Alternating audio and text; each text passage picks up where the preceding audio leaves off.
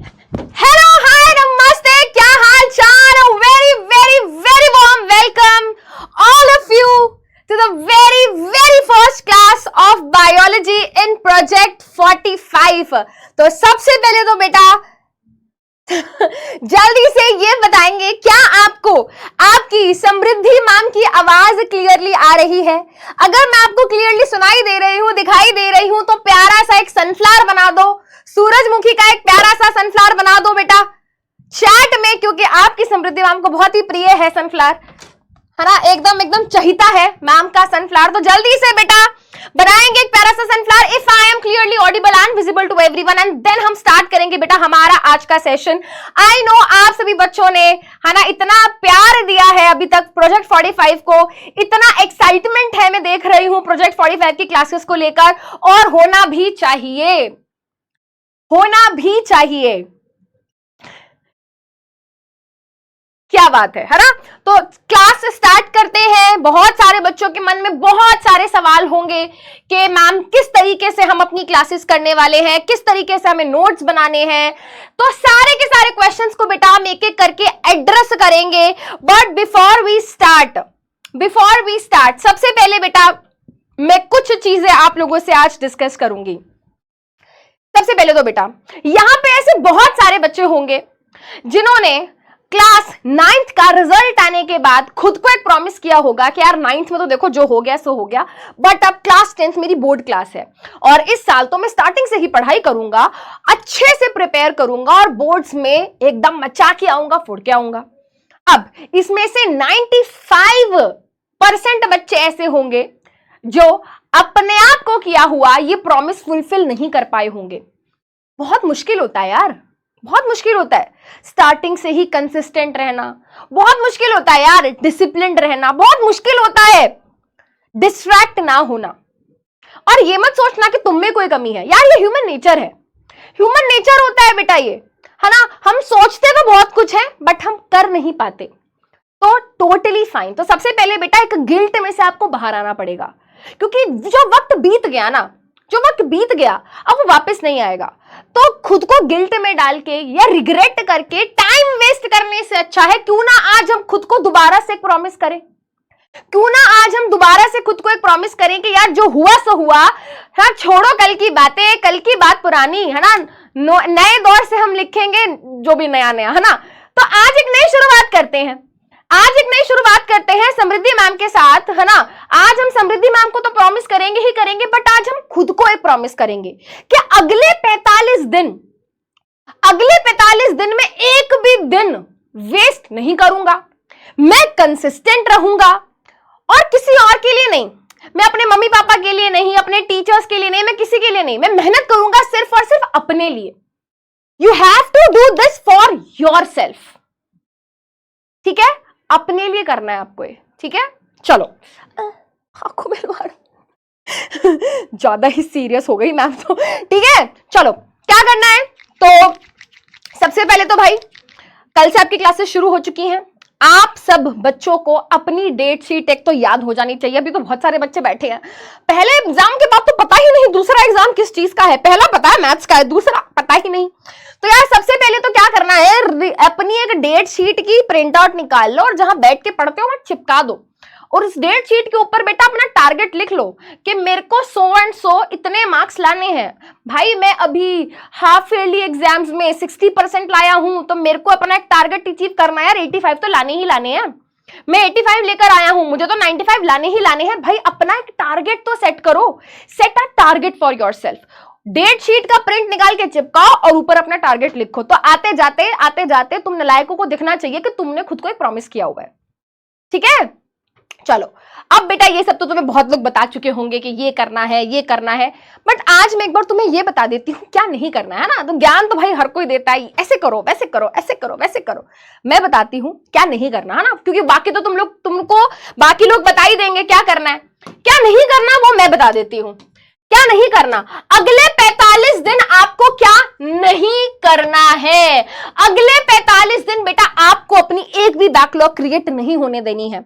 School गए थे, नहीं गए थे, शादी में गए थे, भाई मुझे इस बात से फर्क नहीं पड़ता, बायो के लेक्चर में एक भी बैकलॉग क्रिएट नहीं होनी चाहिए। चाहे तुम रात के 10 बजे चाहे रात के 12 बजे बैठ के उस लेक्चर को देखो, 1.5x पे देखो चाहे 2x पे देखो, भाई तुम्हारा लेक्चर जिस दिन हुआ है उस दिन निपट जाना चाहिए, सेम डे। ठीक है, बैकलॉग नहीं क्रिएट करनी है। ठीक है, चलिए अब एक्स्ट्रा किताबों में चक्करों में नहीं पढ़ना।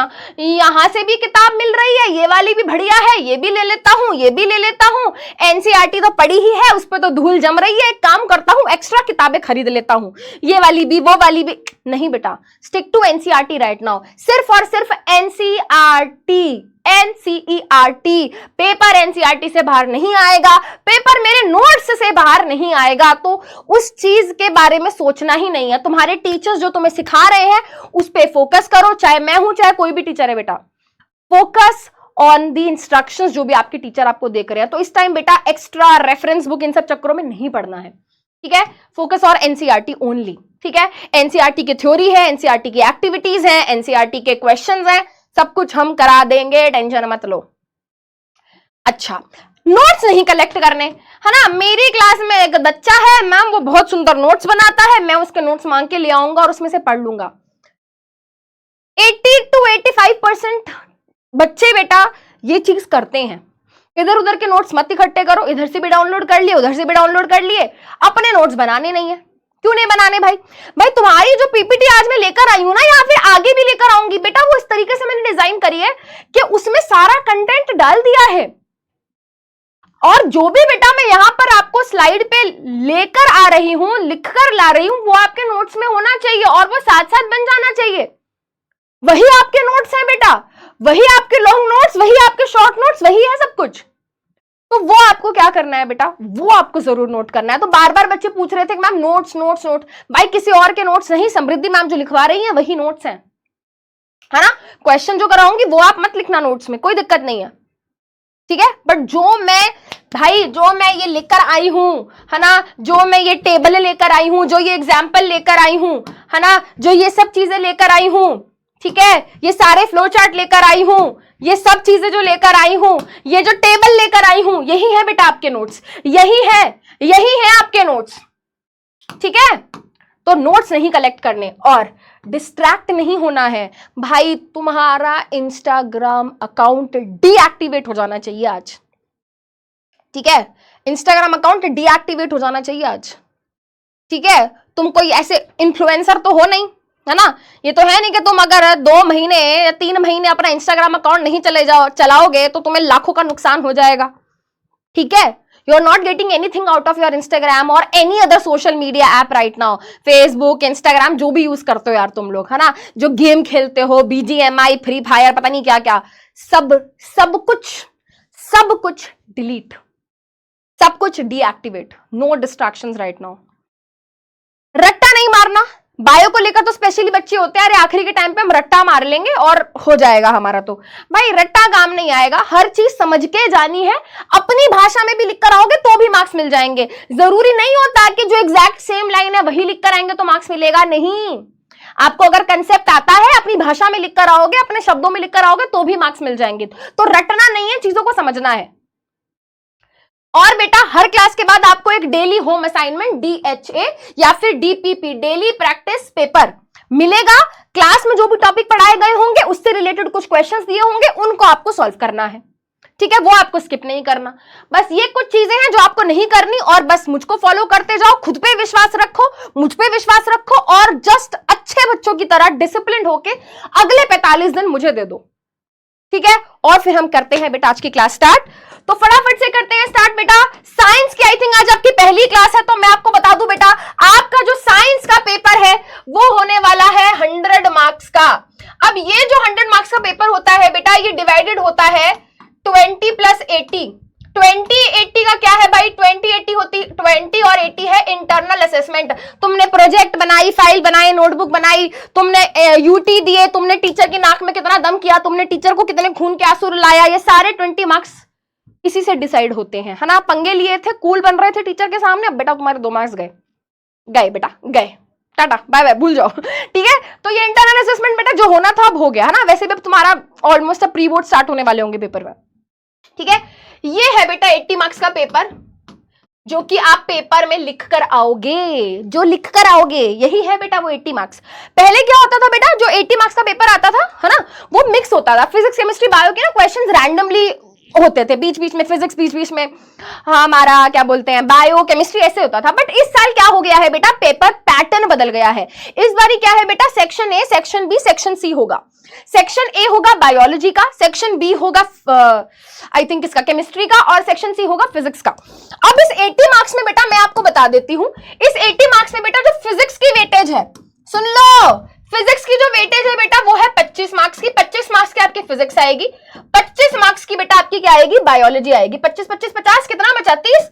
30 मार्क्स की बेटा आपकी क्या है, बायोलॉजी है। सबसे ज्यादा वेटेज है बायोलॉजी की। अब 30 मार्क्स की बेटा ये जो बायोलॉजी है, ये 5 चैप्टर्स हैं आपके। इन 5 चैप्टर्स में से बेटा आपके क्या है, 30 मार्क्स के बायोलॉजी के क्वेश्चन पूछे जाएंगे। ये अपनी एक यूनिट है, ठीक है। Life process, control and coordination, how do organism reproduce and heredity, ये 4 चैप्टर्स मिलाकर, क्या भाई, ये 4 चैप्टर मिलाकर बेटा जो है वेटेज जो बनती है वो बनती है 25 मार्क्स की, ठीक है। जिसमें कि बेटा हम देखते हैं हर साल लाइफ प्रोसेस में से कम 7 से 8 मार्क्स के क्वेश्चन पूछे जाते हैं। कंट्रोल एंड कोऑर्डिनेशन में बेटा 5 से 6 मार्क्स के क्वेश्चन पूछे जाते हैं। हाउ डू ऑर्गेनिज्म रिप्रोड्यूस में भी बेटा 6 से 7 मार्क्स का क्वेश्चन पूछा जाता है। और हेरिडिटी में से बेटा मोस्ट ऑफ द टाइम एक केस बेस्ड क्वेश्चन बनता है, एक न्यूमेरिकल बेस्ड क्वेश्चन बनता है, जो मोनोहाइब्रिड या डाइहाइब्रिड क्रॉस में से आता है, जिसमें सेक्स डिटर्मिनेशन का क्वेश्चन आता है। लगभग बेटा इसमें भी 7 मार्क्स, 6 से 7 8 मार्क्स तो बेटा आता ही आता है। और बेटा अपना ये चिन्नू मिन्नू सा एक चैप्टर है, सिंपल सा, फ्री के मार्क्स दे रखे हैं इसमें। 5 मार्क्स का ये क्या है बेटा, एक चैप्टर आता है। टोटल आपके क्या हो गए भाई, 30 मार्क्स की वेटेज आपकी बायोलॉजी की हो गई। तो आपको पढ़ते टाइम ये पता होना चाहिए कि यार मेरा कौन सा चैप्टर कितनी वेटेज रखता है, ठीक है।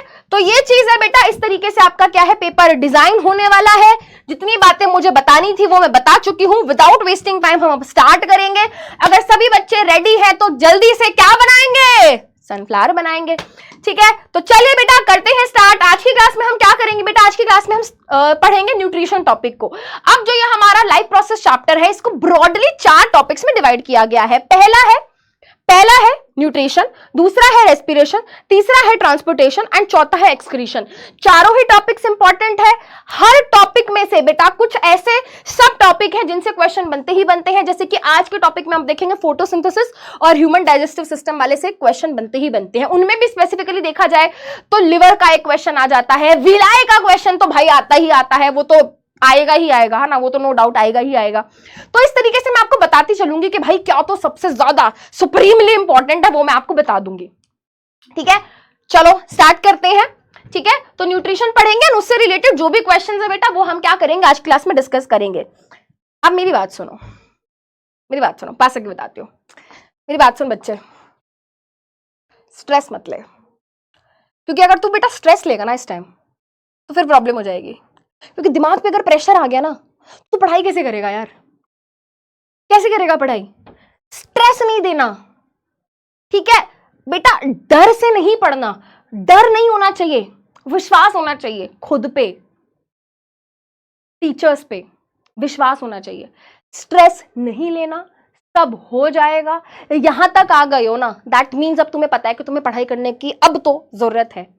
स्ट्रेस मत ले यार बस, ठीक है ना, कोई फायदा नहीं है। 100% दे, ठीक है। चलो अब करते हैं स्टार्ट। बिल्कुल स्ट्रेस मत लो यार, तुम्हारी ये जर्नी बहुत ब्यूटीफुल होगी, ये मेरी गारंटी है, ठीक है। कुछ दिन दे दो बस, बायो से प्यार करा दूंगी, ठीक है। चलिए तो जल्दी से करते हैं स्टार्ट। कुछ बच्चे यहाँ पे कमबैक किट को लेकर कुछ कमेंट कर रहे हैं बेटा। तो देखो बेटा, जैसे कि हमने बच्चों को कहा था कि इनिशियल कुछ 10,000 बच्चों को हमने कहा था कि कमबैक किट देंगे, बट इतना अच्छा रिस्पांस आया है। और इससे भी 10,000 से तो बहुत ज्यादा, है ना, 2, 3, 4x ज्यादा बच्चे ऑलरेडी क्या है बेटा कमबैक किट के इंतजार में बैठे हैं। तो वो प्रिंटिंग में गई हैं बेटा, उसमें टाइम लगता है, बट आने वाले कुछ दिनों में बेटा आपके घर पे कमबैक किट पहुंच जाएगी, तो उसकी टेंशन मत लो, ठीक है। चलिए बेटा, अब बेटा यहाँ पे कुछ बच्चे हैं जो रिवाइज कैसे करना है ये पूछ रहे। देखो बेटा, अगर आप एक ऐसे स्टूडेंट हो जिसने अभी तक बिल्कुल भी पढ़ाई शुरू नहीं करी है, welcome to the class guys, आपका बेड़ा पार हो जाएगा, आप टेंशन मत लो।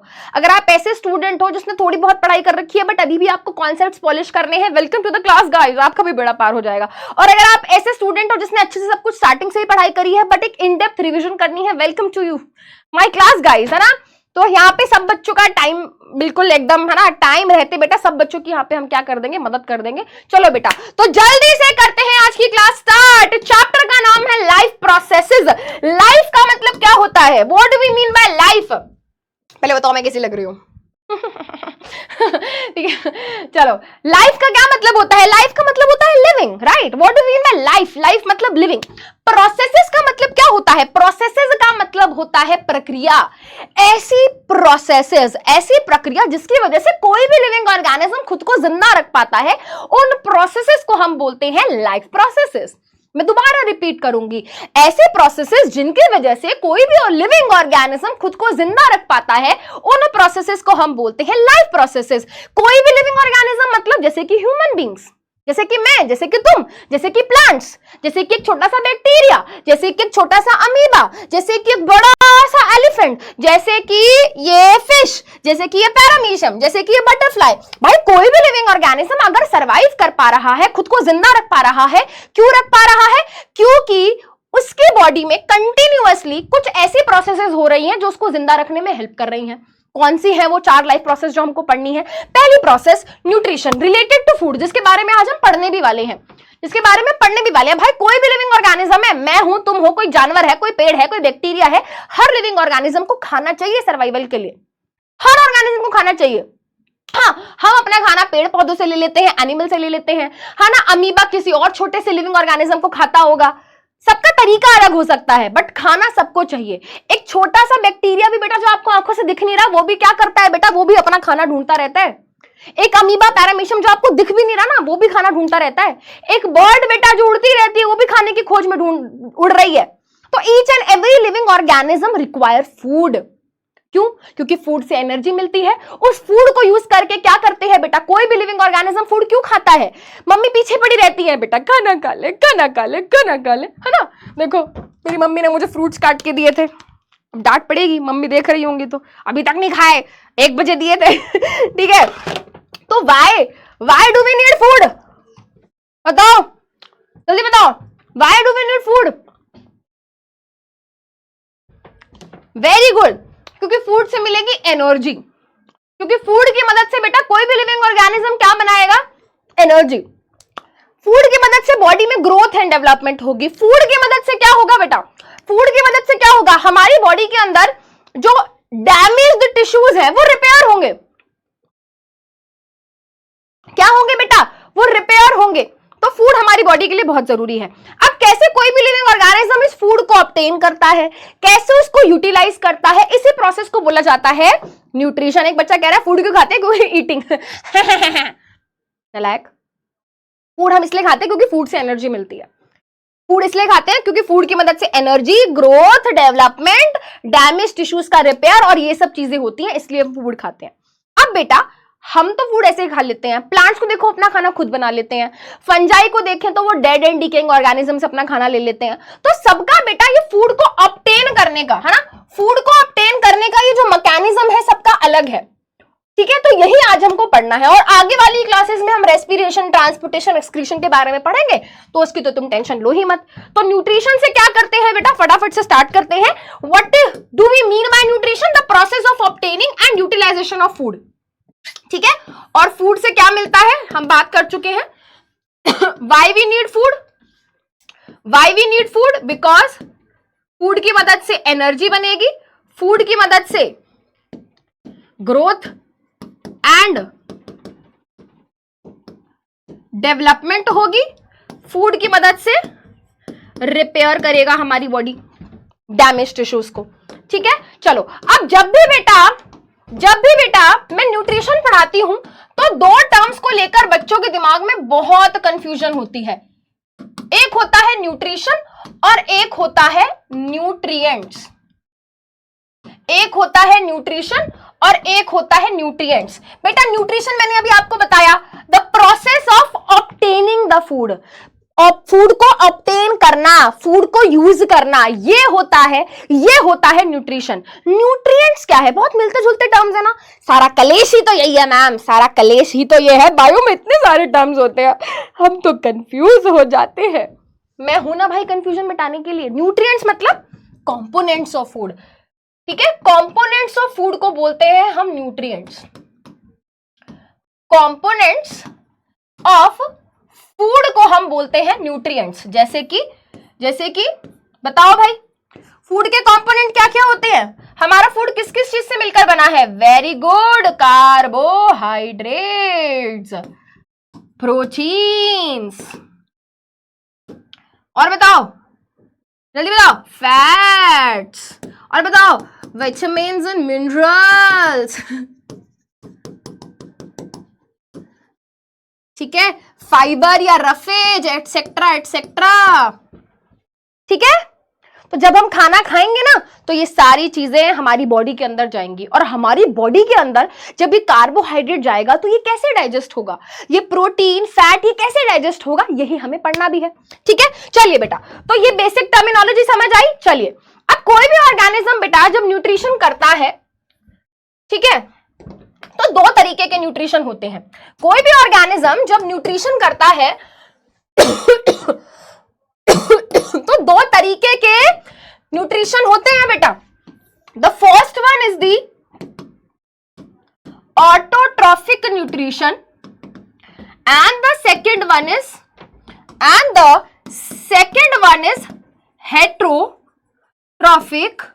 न्यूट्रिशन। ऑटोमेटिक सुना है? ऑटोमेटिक क्या होता है? ऑटोमेटिक गाड़ी होती है ना, ऑटोमेटिक, मेरी गाड़ी तो ऑटोमेटिक है ना, बट ये मत सोचना कि मुझे गाड़ी चलानी नहीं आती, मुझे आती है। बट ऑटो का मतलब जनरली होता है खुद से, ऑटो का मतलब होता है खुद से। तो ऐसा न्यूट्रिशन जिसमें ऑर्गेनिज्म अपना खाना खुद ही बना लेता है। I don't need anybody else, I will make my own food. Plant सुना है ना, प्लांट पढ़ते हैं ना बचपन से। प्लांट सनलाइट को यूज करता है, कार्बन डाइऑक्साइड को यूज करता है, वाटर को यूज करता है ना, क्लोरोफिल को यूज करता है, और अपना खाना खुद बना लेता है। तो ऐसे लिविंग ऑर्गेनिजम्स जो बाहर से इनऑर्गेनिक सब्सटेंसेस को यूज करके अपना खाना खुद बनाए, ठीक है, ऐसे न्यूट्रिशन को हम बोलते हैं ऑटोट्रॉफिक न्यूट्रिशन। बट कुछ लिविंग ऑर्गेनिज्म जैसे कि हम, है ना, प्लांट, थोड़ा सा फ्रूट मिल जाता तो मजा आ जाता, थोड़ी सी वेजिटेबल मिल जाती, थोड़े से सीरियल्स मिल जाते, है ना, दूसरों से अपना खाना ले रहे हैं, अपने खाने के लिए दूसरी चीज दूसरे ऑर्गेनिजम्स के ऊपर डिपेंडेंट है। तो ये क्या हो गया बेटा? हेटेरोट्रॉफिक न्यूट्रिशन हो गया। ऑटोट्रॉफिक न्यूट्रिशन से स्टार्ट करेंगे बेटा। ऑटोट्रॉफिक न्यूट्रिशन से क्या करेंगे बेटा?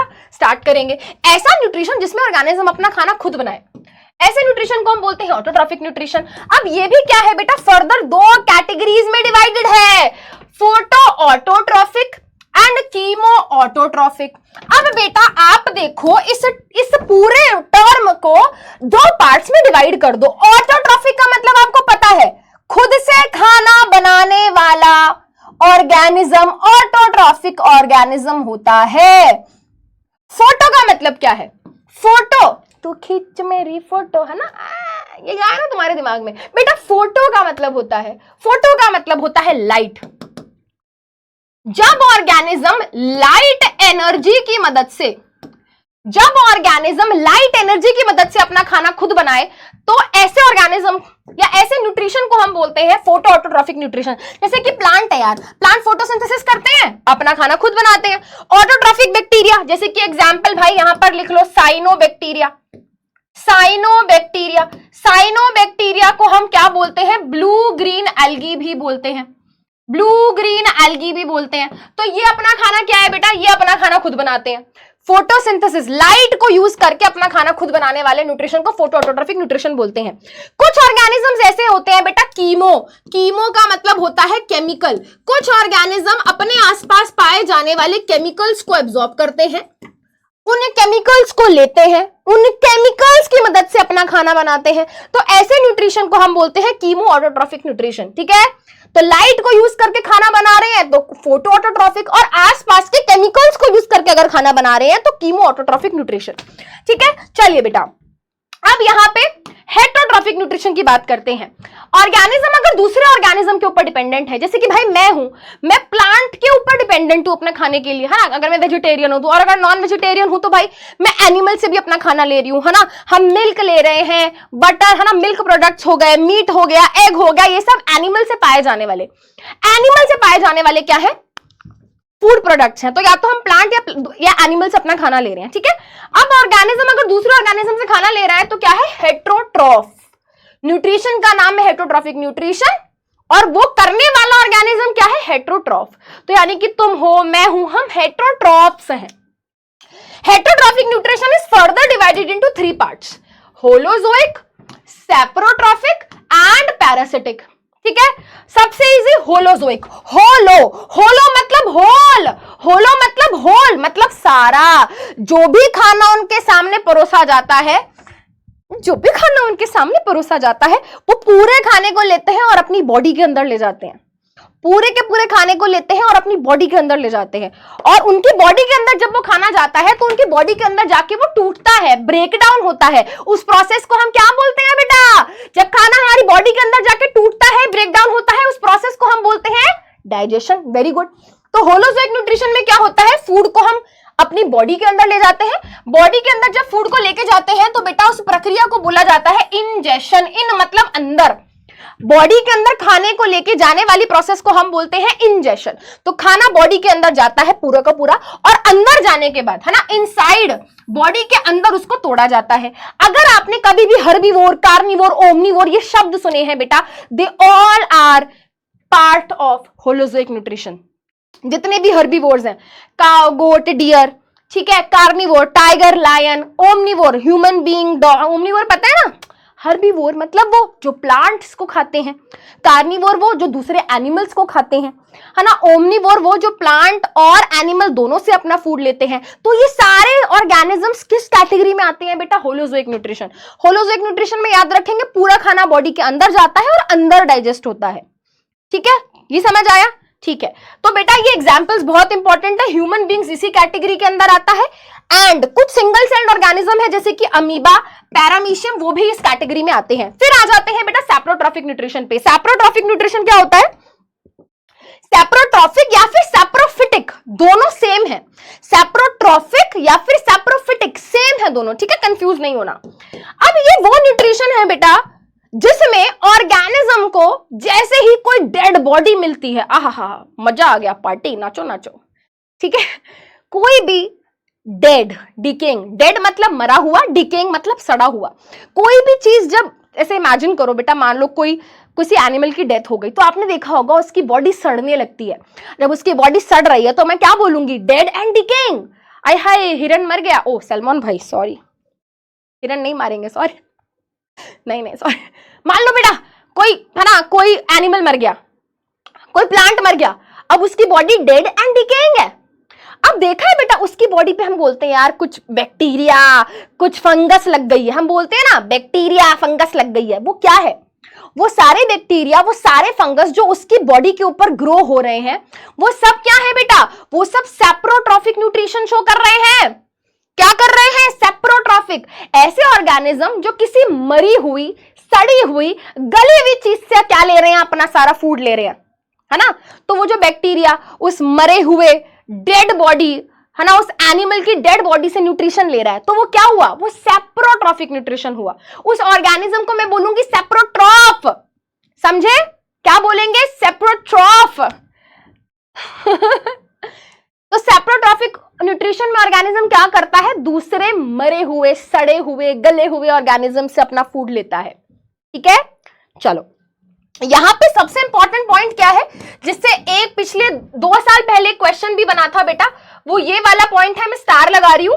इनसे पूछा गया था कि भाई कौन से न्यूट्रिशन में ऑर्गेनिज्म अपने फूड को एक्सटर्नली डाइजेस्ट करता है ना, एक्सटर्नली डाइजेस्ट करता है। अब ये क्या हुआ, देखो बेटा सैप्रोट्रॉफिक न्यूट्रिशन में ऑर्गेनिज्म क्या करता है, जैसे मान लो मैं सैप्रोट्रॉफिक ऑर्गेनिज्म हूं, मेरे सामने कोई डेड बॉडी पड़ी है एनिमल की, अब मैं इससे खाना लेना चाहती हूं, तो पता है मैं क्या करूंगी, अगर मैं सैप्रोट्रॉफिक ऑर्गेनिज्म हूं, मैं क्या करूंगी, मान लो बेटा ये कोई डेड ऑर्गेनिज्म है ना, मैं सैप्रोट्रॉफिक ऑर्गेनिज्म हूं, ये डेड है, मरा हुआ है, सड़ा हुआ है, गला हुआ है, पार्टी पहले तो है ना, हम तो खुश होंगे, वाव खाना मिल गया। अब इसको खाने का तरीका क्या है? खाने का मतलब इससे न्यूट्रिशन लेने का तरीका क्या है? मेरे बॉडी में से है ना, ऑर्गेनिज्म की बॉडी में से क्या निकलेंगे? कुछ केमिकल्स निकलेंगे। वो केमिकल्स जाके क्या करेंगे? इसकी बॉडी के अंदर पाए जाने वाले न्यूट्रिएंट्स के टुकड़े टुकड़े टुकड़े टुकड़े क्या करेंगे? टुकड़े, खाने के टुकड़े होंगे, खाने का ब्रेकडाउन होगा। अब एक बात बताओ बेटा, अगर मैंने अपने फूड को ब्रेक डाउन कर दिया है तो मैंने उसका क्या किया है? मैंने क्या किया है? वेरी गुड, मैंने उसका डाइजेशन किया है।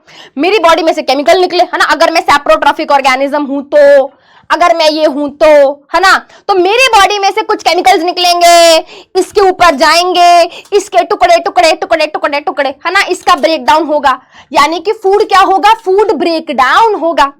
फूड का ब्रेकडाउन होगा, और जब फूड का ब्रेकडाउन होगा तो हम उसको वेरी गुड क्या बोलते हैं? वेरी गुड, उसको हम बोलते हैं डाइजेशन। तो फूड का डाइजेशन होता है एक्सटर्नली। क्या होता है? फूड का डाइजेशन होता है एक्सटर्नली।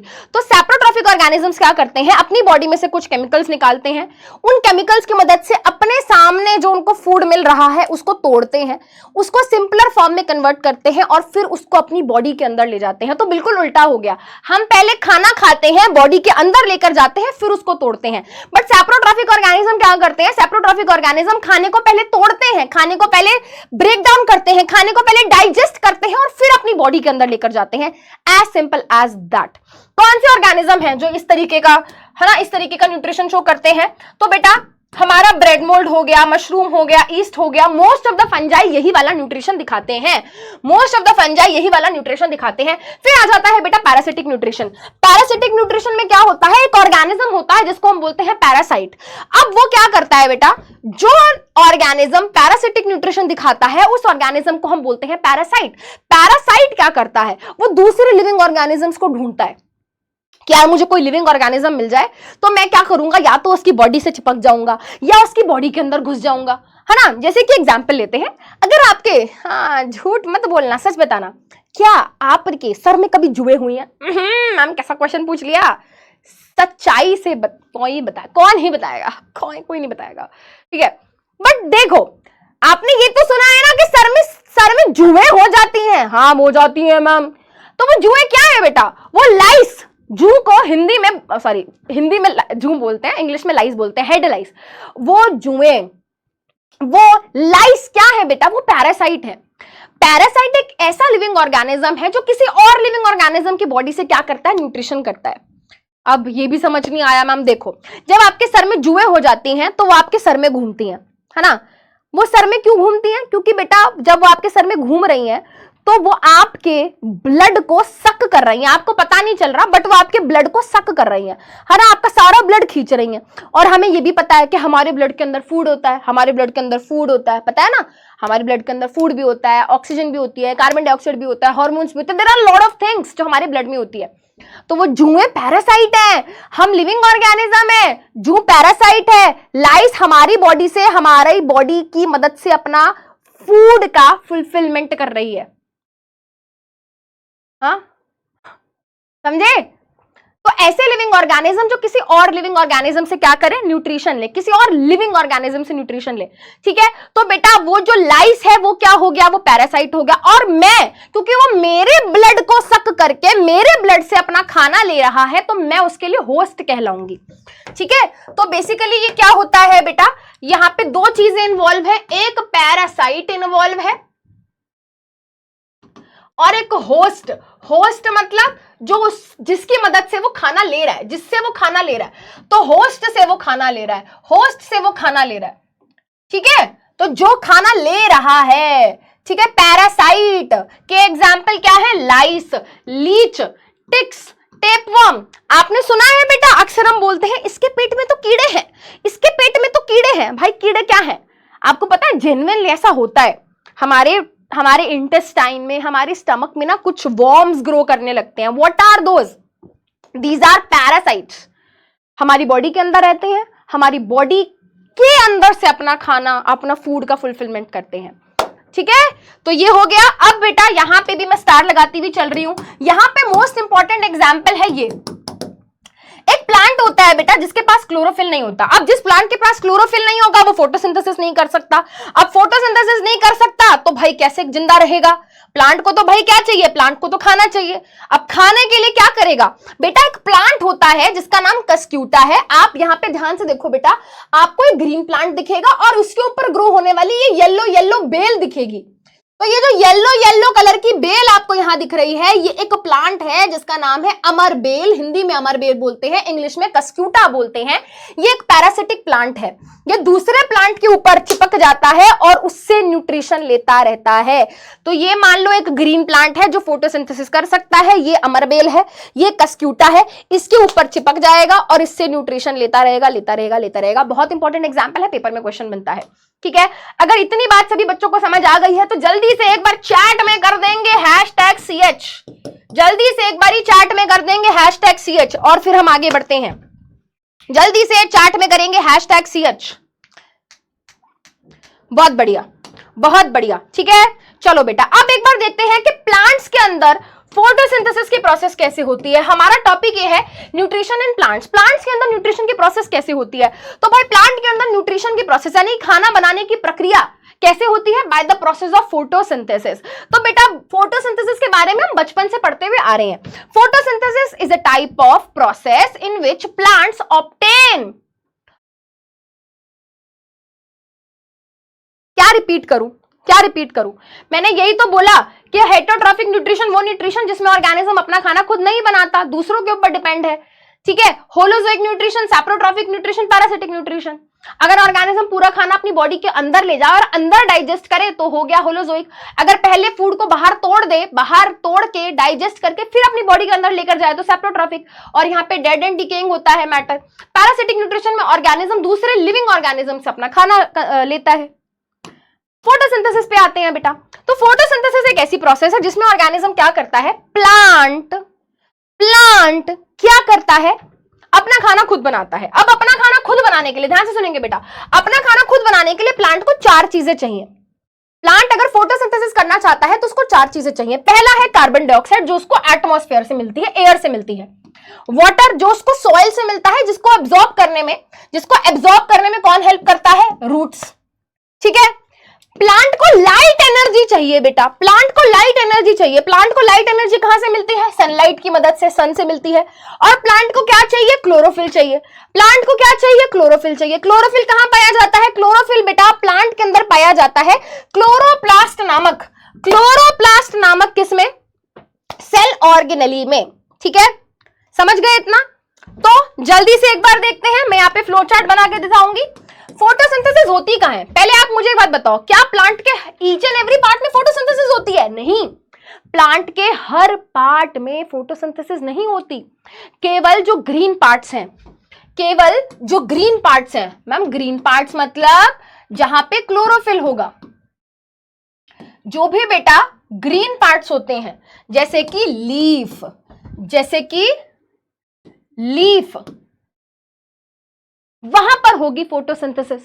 ठीक है, अच्छा लीफ तो मैम बहुत बड़ी होती है ना? लीफ में तो हजारों, है ना, कितने सारे सेल होंगे।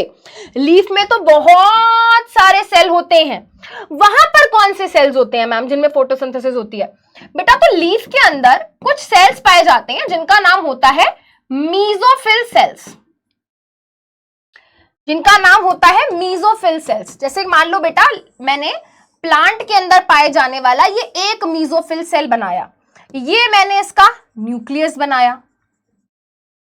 और यहां पे मैंने क्या किया बेटा? मैंने बहुत सारे क्लोरोप्लास्ट,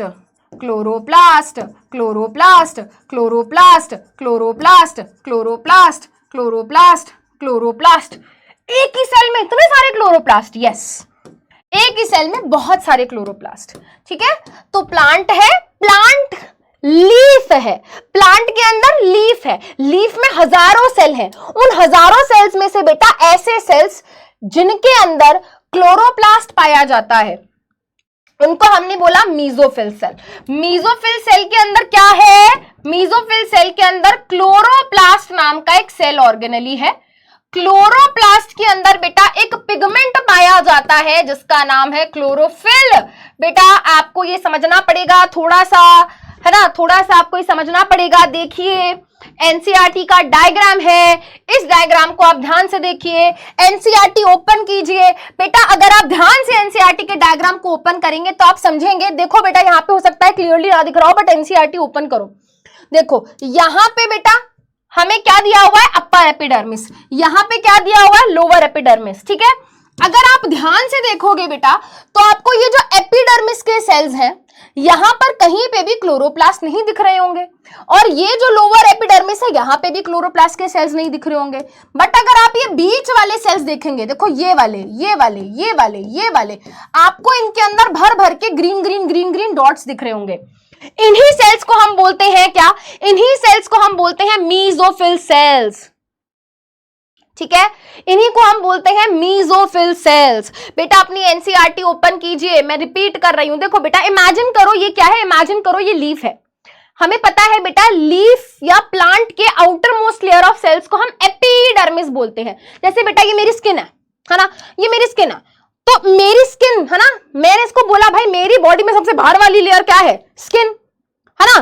प्लांट में बेटा हम स्किन नहीं बोलते, प्लांट में हम बोलते हैं एपिडर्मिस, यानी कि प्लांट की स्किन, ऐसे आप मान लो। ठीक है, तो बेटा ये अपर एपिडर्मिस हो गई, ये लोअर एपिडर्मिस हो गई। भाई तुम्हारे यहाँ पे भी स्किन है, यहाँ पे भी स्किन है, यहाँ पे भी स्किन है, यहाँ पे भी स्किन है। वैसे ही बेटा ये प्लांट की ऊपर वाली एपिडर्मिस, ये प्लांट की नीचे वाली एपिडर्मिस। अब ऐसे सोचो बेटा ये मेरी ऊपर वाला स्किन है, ये मेरा नीचे वाला स्किन है, बट इसके बीच में बेटा कितने लाखों सेल्स होंगे, है ना। यहाँ पे मसल्स भी हैं, यहाँ पे बोन्स भी हैं, यहाँ पे ब्लड भी है, ना जाने क्या क्या है। तो ऐसे ही सोचो बेटा ये प्लांट का अपर सरफेस है, ये लीफ का अपर सरफेस है, ये प्लांट का लोअर सरफेस है। ये प्लांट का अपर सरफेस, ये lower surface, upper surface upper epidermis, lower surface lower epidermis. अब इसके बीच में भाई बहुत सारे सेल्स होंगे, हजारों सेल्स होंगे। उन हजारों सेल्स को हम कलेक्टिवली मिलाकर क्या बोल देते हैं, मीजोफिल सेल्स। उनको हम बोल देते हैं मीजोफिल सेल्स। मीजोफिल सेल्स की खासियत क्या होती है, उनके अंदर बहुत सारा क्लोरोप्लास्ट पाया जाता है। एक ही सेल में आपको क्या मिलेंगे बेटा, 30-40 क्लोरोप्लास्ट देखने को मिल जाएंगे। एनसीईआरटी का डायग्राम देखो खोल के, राइट। तो इन क्लोरोप्लास्ट के अंदर क्या है भाई, इन क्लोरोप्लास्ट के अंदर एक ग्रीन पिगमेंट प्रेजेंट होता है जिसका नाम होता है क्लोरोफिल। इन क्लोरोप्लास्ट के अंदर बेटा क्या पाया जाता है, इन क्लोरोप्लास्ट के अंदर पाया जाता है ग्रीन कलर का पिगमेंट जिसका नाम होता है क्लोरोफिल, और ये हेल्प करता है in the process of photosynthesis. अब ये प्रोसेस ऑफ फोटोसिंथेसिस कैसे होती है, चलिए बेटा देखते हैं, समझते हैं। तो सबसे पहले बेटा ये बताओ, ये कार्बन डाइऑक्साइड कहां से मिली प्लांट को, प्लांट को ये कार्बन डाइऑक्साइड मिली बाहर एटमॉस्फेयर से। प्लांट को बेटा ये वाटर कहां से मिला, ये H2O कहां से मिला बेटा, ये प्लांट ने एब्जॉर्ब किया रूट की मदद से, सॉइल से। आपको ये बात पता होनी चाहिए कि प्लांट को जब भी सॉइल से कुछ चाहिए तो वो रूट की मदद से ही करता है। ठीक है, देखो ये आया एयर से, ये आया सॉइल से with the help of root. ठीक है, क्लोरोफिल लीफ के सेल्स में ऑलरेडी प्रेजेंट है। सनलाइट की मदद से क्या हुआ बेटा, ये पूरा प्रोसेस हुआ और प्लांट ने क्या किया बेटा, फूड बनाया। पेपर में क्वेश्चन आएगा फूड किस फॉर्म में बनता है, ग्लूकोज की फॉर्म में। और क्या बनता है, ऑक्सीजन बनती है और वाटर बनता है। अब ये होता कैसे है, ध्यान से सुनेंगे। सबसे पहला स्टेप, सबसे पहले क्या होता है, सबसे पहले ये होता है कि प्लांट के लीफ के सरफेस पे सनलाइट आके गिरती है। प्लांट के लीफ के सरफेस पे क्या होता है भाई, सनलाइट आके गिरती है। ठीक है, तो बेटा मान लेते हैं सनलाइट, है ना, ये हमने सन बना दिया जी, है ना, और यहाँ पे क्या हो रहा है, सनलाइट आके गिर रही है। Ma'am light travels in straight line, अरे ठीक है चलो, ये अभी क्या कर रहे हो मैम, है ना। हमारे वाटर पे क्या होगा बेटा, अब ध्यान से सुनना बेटा, ये मेरी लीफ है, सनलाइट आके गिरी, जैसे ही सनलाइट आके गिरी तो क्या हुआ बेटा, सनलाइट की वजह से क्या हो गया, वाटर का मॉलिक्यूल टूट गया, वाटर का मॉलिक्यूल टूट गया। यस, नोट बनाना है, बिल्कुल बनाना है। मैंने क्या कहा बेटा, देखो एब्जॉर्प्शन ऑफ लाइट एनर्जी, सबसे पहले क्या होगा, क्लोरोफिल लाइट एनर्जी को एब्जॉर्ब करेगा। क्लोरोफिल का काम क्या होता है, लाइट को एब्जॉर्ब करना, कर लिया। अब जैसे ही ये लाइट एब्जॉर्ब होती है बेटा, ये लाइट क्या करती है, हमारे वाटर के मॉलिक्यूल को तोड़ देती है, हमारे वाटर के मॉलिक्यूल को तोड़ देती है। भाई जब वाटर का मॉलिक्यूल टूटता है तो क्या होता है बेटा, इसमें पाए जाने वाला हाइड्रोजन और इसमें पाए जाने वाला ऑक्सीजन अलग अलग हो जाता है। ठीक है। और इसी को हम क्या बोलते हैं बेटा, इसी को हम बोलते हैं फोटोलिसिस ऑफ वाटर। क्या बोलते हैं बेटा, this process is known as photolysis.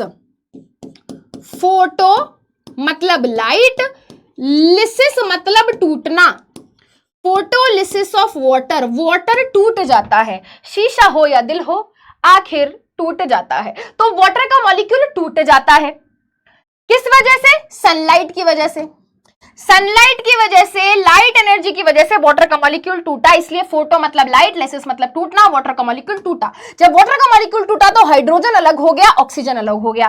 भाई ये ऑक्सीजन तो क्या हो गया बेटा, देखो वेस्ट की फॉर्म में बाहर निकल गया, टाटा मैं तो जा रहा हूं, ठीक है। तो ये ऑक्सीजन क्या होती है बेटा, बाहर रिलीज हो जाती है, रिलीज्ड आउटसाइड। अब ये हाइड्रोजन बेचारा दुखी है, क्या करूं क्या करूं क्या करूं, मैं तो बोर हो रहा हूं, क्या करूं, मैं तो अकेला पड़ गया, क्या करूं। तो ये हाइड्रोजन जाके पंगे लेता है कार्बन डाइऑक्साइड से, कहता है ओए कार्बन डाइऑक्साइड बॉन्ड बनाएगा मेरे साथ, ओए कार्बन डाइऑक्साइड बॉन्ड बनाएगा मेरे साथ, बहुत दुखी कर देता है। तो ये हाइड्रोजन और ये कार्बन डाइऑक्साइड क्या होते हैं बेटा, दोनों एक दूसरे के साथ कंबाइन हो जाते हैं।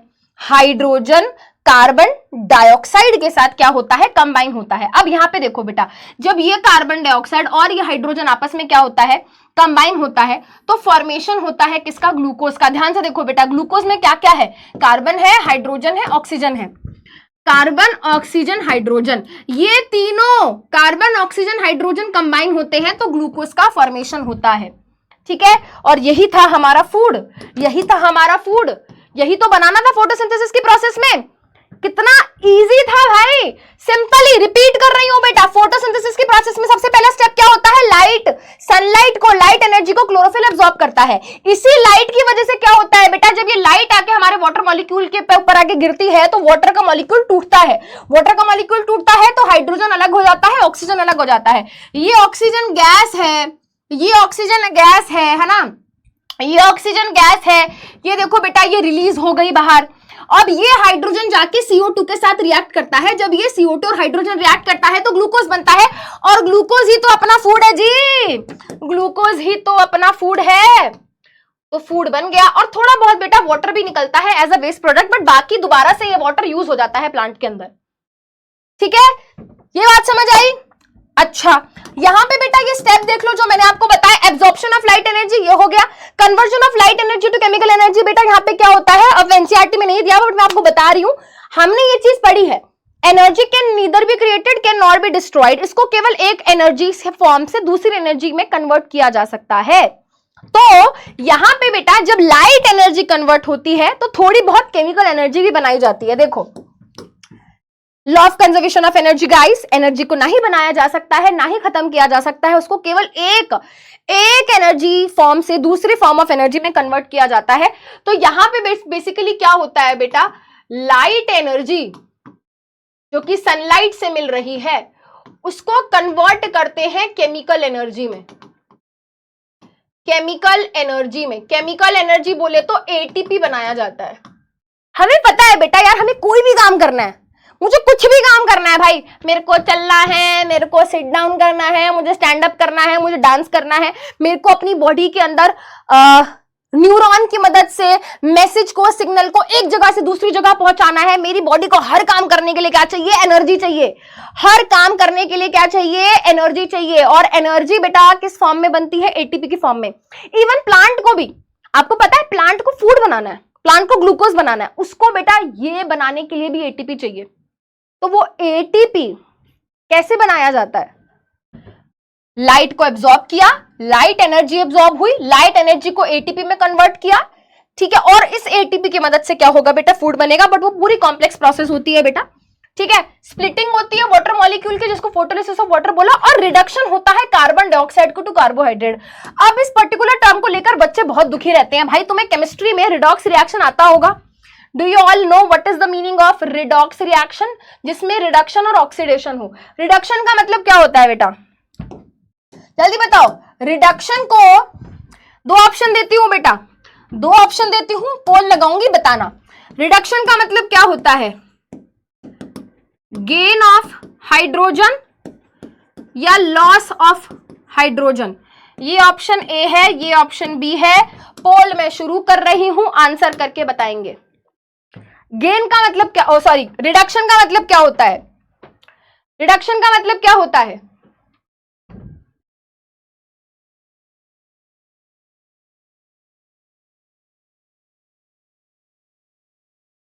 बताओ। ऑक्सीडेशन रिडक्शन पढ़ते हो बेटा केमिस्ट्री में?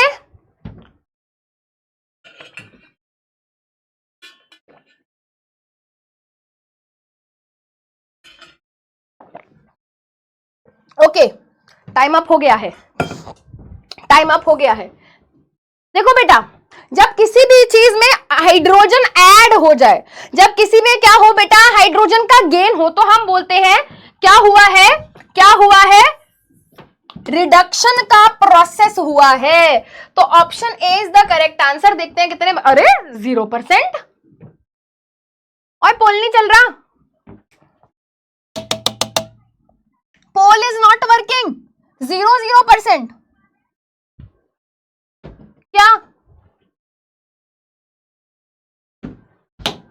चलिए बेटा, तो यहां पे देखेंगे बेटा क्या हुआ, ये जो आखिरी पॉइंट लिखा हुआ है बेटा, यहां पे ये जो आखिरी पॉइंट लिखा हुआ है कि रिडक्शन होता है कार्बन डाइऑक्साइड का टू कार्बोहाइड्रेट, इसका मतलब क्या है कि कार्बन डाइऑक्साइड में, I can do that right now, थोड़ी देर में करेंगे, कोई नहीं, हाँ ठीक है। तो यहां पे बेटा जो पॉइंट लिखा हुआ है कि कार्बन डाइऑक्साइड में हाइड्रोजन ऐड होता है, तो यानी कि उसकी क्या हो जाती है, रिडक्शन हो जाती है। Try to understand this line. इस लाइन को बहुत बच्चे है ना, बहुत बच्चे दुखी हो जाते हैं, इसका क्या मतलब है, क्या मतलब है भाई, बहुत सिंपल सा मतलब है। कार्बन डाइऑक्साइड में हाइड्रोजन ऐड हो जाता है, तो कार्बन डाइऑक्साइड की क्या हुई, कार्बन डाइऑक्साइड की रिडक्शन हुई ना, यस और नो। जब किसी भी चीज में हाइड्रोजन ऐड हो जाए, जब किसी भी चीज में हाइड्रोजन ऐड हो जाए, गेन हो जाए हाइड्रोजन का, तो हम बोलते हैं उस चीज का रिडक्शन हो गया है। तो बेटा यहां पे देखो क्या हुआ, कार्बन डाइऑक्साइड में हाइड्रोजन ऐड हुआ, कार्बन डाइऑक्साइड में हाइड्रोजन ऐड हुआ, तो कार्बन डाइऑक्साइड का क्या हुआ, कार्बन डाइऑक्साइड का रिडक्शन हुआ कि नहीं हुआ? और जब कार्बन डाइऑक्साइड में हाइड्रोजन ऐड हुआ तो क्या बना, ग्लूकोज। और ग्लूकोज क्या है, ग्लूकोज क्या है भाई, ग्लूकोज एक कार्बोहाइड्रेट है, ग्लूकोज एक कार्बोहाइड्रेट है कि नहीं है? तो यही पॉइंट है बेटा, ये इसको समझ जाओ, बिल्कुल फुल मार्क्स मिलेंगे, पेपर में लिख कर आओगे तो ये इंपॉर्टेंट भी है। पेपर में फोटोसिंथेसिस के ऊपर क्वेश्चन आएगा, पूछे या ना पूछे, इक्वेशन आपको लिख कर आनी है, ये स्टेप्स आपको लिख कर आने हैं ऐसे के ऐसे। कार्बन डाइऑक्साइड का रिडक्शन हो गया और कार्बोहाइड्रेट बन गया। चलिए बेटा आगे बढ़ते हैं, ठीक है, वापस आ रही हूं मैं, देखते हैं। अब बेटा ये चार चीज यूज करी और प्लांट ने फोटोसिंथेसिस की प्रोसेस कंप्लीट करी। प्लांट ने क्या किया बेटा, ऑक्सीजन बनाया। ऑक्सीजन कब बना, जब वाटर का मॉलिक्यूल टूटा। तो वाटर की स्प्लिटिंग, स्प्लिट मतलब टूटना, वाटर का मॉलिक्यूल टूटता है तो ऑक्सीजन गैस रिलीज होती है, ठीक है। थोड़ा बहुत वाटर भी बना है और ग्लूकोज बना है, जो कि हमारा फूड है, जो कि एक तरीके का कार्बोहाइड्रेट होता है। अगर प्लांट के अंदर ग्लूकोज बहुत ज्यादा हो जाए, अगर प्लांट के अंदर ग्लूकोज बहुत ज्यादा हो जाए तो प्लांट क्या करता है, स्टार्च की फॉर्म में उसको स्टोर कर लेता है। पेपर में क्वेश्चन आता है कि प्लांट ग्लूकोज को किस फॉर्म में स्टोर करते हैं, तो प्लांट ग्लूकोज को स्टार्च की फॉर्म में स्टोर करते हैं। और एनिमल्स के केस में, है ना, एनिमल्स के केस में बेटा, अगर हमारी बॉडी में बहुत सारा ग्लूकोज जा रहा है तो हमारी बॉडी क्या करेगी बेटा, हमारी बॉडी उसको ग्लाइकोजन के फॉर्म में क्या करेगी, स्टोर करेगी। ये पॉइंट क्या है, इंपॉर्टेंट है, ठीक है, ये पॉइंट इंपॉर्टेंट है, ठीक है। और ये तो मैं आपको बता ही चुकी हूं, साइट ऑफ फोटोसिंथेसिस, प्लांट में लीफ है, लीफ में मेसोफिल सेल्स है, मेसोफिल सेल्स में क्लोरोप्लास्ट एंड क्लोरोफिल है, ठीक है। चलिए बेटा, अब यहां पर क्या है, एक टॉपिक है फोटोसिंथेसिस इन डेजर्ट प्लांट्स, इसको मैं बाद में डिस्कस करूंगी, पहले मैं स्टोमेटा के बारे में बात करूंगी। First I will be talking about stomata. तो बेटा हमारे लीफ के सरफेस पे छोटे छोटे टाइनी पोर लाइक स्ट्रक्चर्स पाए जाते हैं, जिनको हम बोलते हैं स्टोमेटा, ठीक है, जिनको हम क्या बोलते हैं बेटा, जिनको हम बोलते हैं स्टोमेटा। तो अगर मैं मान लूं कि ये क्या है बेटा, ये हमारे प्लांट का लीफ है, तो लीफ के सरफेस पे क्या होते हैं बेटा, छोटे छोटे छोटे छोटे छेद हैं, टाइनी पोर लाइक स्ट्रक्चर्स हैं, जिनको हमने नाम दिया है स्टोमेटा। स्टोमेटा की मदद से क्या होता है बेटा, गैस हमारे प्लांट के अंदर आती है और स्टोमेटा की ही मदद से बेटा गैस बाहर जाती है। नॉट जस्ट दिस, जब पानी इवेपोरेट होके वाटर वेपर की फॉर्म में बाहर निकलता है, वेस्ट है ना, एक्स्ट्रा पानी बेटा इवेपोरेट होके ट्रांसपिरेशन की फॉर्म में जब निकलता है बाहर तो वो भी यहीं से निकलता है। तो ये छोटे छोटे छेद को हम स्टोमेटा बोलते हैं। छोटे छोटे छेद को हम क्या बोलते हैं? स्टोमेटा बोलते हैं। अब एक बहुत इंटरेस्टिंग इसके ऊपर क्वेश्चन भी आया था लगभग 4 साल पहले। ठीक है बेटा, मैं आपको एक सिंपल सी चीज बताती हूं, एक्टिविटी से क्वेश्चन पूछे जाएंगे at the end of the chapter में। सारी एक्टिविटीज एक साथ आपके साथ डिस्कस कर लूंगी। ठीक है, चलिए अब देखो, ये हमारा लीफ का ऊपर वाला सरफेस है, ये हमारे लीफ का नीचे वाला सरफेस है। ऊपर वाले सरफेस पे स्टोमेटा कम होते हैं, नीचे वाले सरफेस पे स्टोमेटा ज्यादा होते हैं। याद रखनी है आपको ये बात। क्यों? देखो बेटा, सनलाइट डायरेक्ट सरफेस पे गिरेगी, अगर ज्यादा छेद होंगे तो ज्यादा पानी इवापोरेट होके लॉस हो जाएगा, बट अगर नीचे स्टोमेटा ज्यादा होंगे तो पानी का लॉस ज्यादा नहीं होगा। ठीक है, इसीलिए वापस आते हैं बेटा, हमारा जो स्टोमेटा होता है, एनसीईआरटी का डायग्राम निकालो भाई। देखो बेटा, आपको ये वाला जो पार्ट दिख रहा है दिस, इसको हम बोलते हैं स्टोमेटल पोर, है ना। ये जो छेद है, ये जो छेद है बेटा, इसको हम बोलते हैं stomatal pore. We call it stomatal pore. इस स्टोमेटल पोर के साइड में, इस स्टोमेटल पोर के साइड में क्या होते हैं बेटा? राजमा जैसी शेप के, राजमा मतलब किडनी बीन, राजमा को इंग्लिश में बोलते हैं किडनी बीन। राजमा जैसी शेप के बेटा 2 सेल्स होते हैं जिनका नाम होता है गार्ड सेल्स। क्या नाम होता है बेटा? इन सेल्स का नाम होता है गार्ड सेल्स। इनका काम है बेटा स्टोमेटल पोर को गार्ड करना, प्रोटेक्ट करना। और इसके अलावा ये जो स्टोमेटल पोर है इसको ओपन एंड क्लोज करना। जैसे बेटा आपके घर में कोई मेहमान आएगा तो आप क्या करोगे? आप उनके लिए दरवाजा खोल दोगे। ठीक है, आप उनको घर में बिठाओगे, चाय पिलाओगे। अब जब उनका जाने का समय आएगा, अब दोबारा से आप क्या कर दोगे? दरवाजा खोल दोगे। वैसे ही बेटा जब प्लांट को बाहर से ऑक्सीजन या कार्बन डाइऑक्साइड गैस चाहिए तो वो अपने स्टोमेटा खोल देता है, गैसेस अंदर आ जाती हैं, दोबारा स्टोमेटा क्लोज। अब गैसेस को बाहर जाना है तो स्टोमेटा दोबारा खुल जाएंगे, गैसेस बाहर। तो ये हमारा जो स्टोमेटा होता है बेटा, ये open close open close open close हो सकता है। देखेंगे बेटा, है ना। देखो बेटा, यहां पे देखो बेटा, stomata open, stomata close, stomata open, stomata close. Stomatal pore, pore मतलब छेद, stomatal pore close, stomatal pore open. तो ये opening and closing of stomatal pore, ये छेद का खुलना और बंद होना किस चीज के ऊपर डिपेंड करता है? This is dependent on guard cells. ये जो गार्ड सेल्स है बेटा, इनके ऊपर डिपेंड करता है, इनके ऊपर डिपेंड करता है। देखेंगे बेटा, ध्यान से सुनेंगे। जब हमारे गार्ड सेल्स के अंदर क्या है बेटा? वाटर एंटर करता है। जब गार्ड सेल्स के अंदर वाटर एंटर करता है तो गार्ड सेल्स फूल जाते हैं, स्वेल हो जाते हैं। किसी भी गुब्बारे के अंदर बेटा आप हवा भरोगे, आप पानी भरोगे तो फूल जाएगा। क्या होगा बेटा? वो फूल जाएगा। तो वैसे ही बेटा हमारे गार्ड सेल्स के अंदर जब पानी एंटर करता है ना, when water enters to guard cells,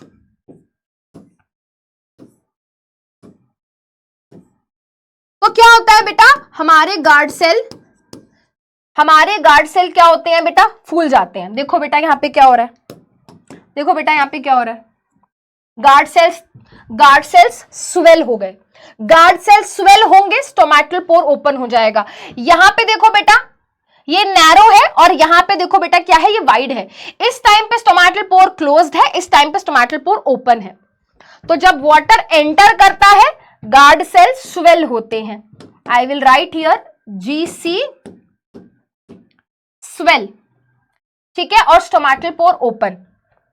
अब बेटा जब हमारे गार्ड सेल्स में से पानी बाहर निकल जाता है, जब गार्ड सेल्स में से पानी बाहर चला जाता है, अब बेटा सोचो गुब्बारे में से पानी बाहर निकल गया, गुब्बारे में से पानी बाहर निकल गया तो क्या होंगे? वो श्रिंक हो जाएंगे, श्रिंक हो जाएंगे। यस और नो? गार्ड सेल्स में से पानी बाहर चला गया तो हमारा तो गार्ड सेल पिचुक पिचुक, है ना, क्या हो जाएगा? क्या हो जाएगा? It will shrink, guard cell will shrink. तो बेटा दोबारा से क्या होगा? हमारा जो गार्ड सेल है श्रिंक हो जाएगा और स्टोमेटल पोर विल क्लोज। बेटा मैं अभी क्वेश्चन पूछूंगी, है ना, और ये पेपर में आता है, ये क्वेश्चन पेपर में बेटा ये क्वेश्चन आता है opening and closing of stomata. पहला point, opening and closing of stomata होती है, यस। किसकी वजह से होती है? किसकी वजह से होती है? गार्ड सेल्स की वजह से। गार्ड सेल में पानी घुसता है, वो फूल जाते हैं, स्टोमेटा ओपन हो जाता है। गार्ड सेल में से पानी बाहर निकलता है, वो पिचक जाते हैं, श्रिंक हो जाते हैं, गार्ड सेल क्लोज। सिंपल, ठीक है। चलिए अब वापस आते हैं फोटोसिंथेसिस इन डेजर्ट प्लांट के ऊपर। फोटोसिंथेसिस इन डेजर्ट प्लांट के ऊपर, भाई डेजर्ट प्लांट के फोटोसिंथेसिस थोड़ा स्पेशल तरीके से होती है, ध्यान से सुनेंगे, समझने की कोशिश करेंगे। सबसे पहले देखो, बेचारा डेजर्ट प्लांट, बेचारा क्यों? डेजर्ट में है ना, तो भाई पानी नहीं होता वहां पे, तो क्या फोटोसिंथेसिस करने के लिए पानी चाहिए, ठीक है। अब सुनना, ऑलरेडी पानी बहुत कम है, टेम्परेचर बहुत हाई है, पानी बहुत कम है। अच्छा, डेजर्ट प्लांट्स को एक स्पेशल नाम दिया जाता है बेटा, ज़ेरोफाइट्स। डेजर्ट प्लांट्स को एक स्पेशल नाम दिया जाता है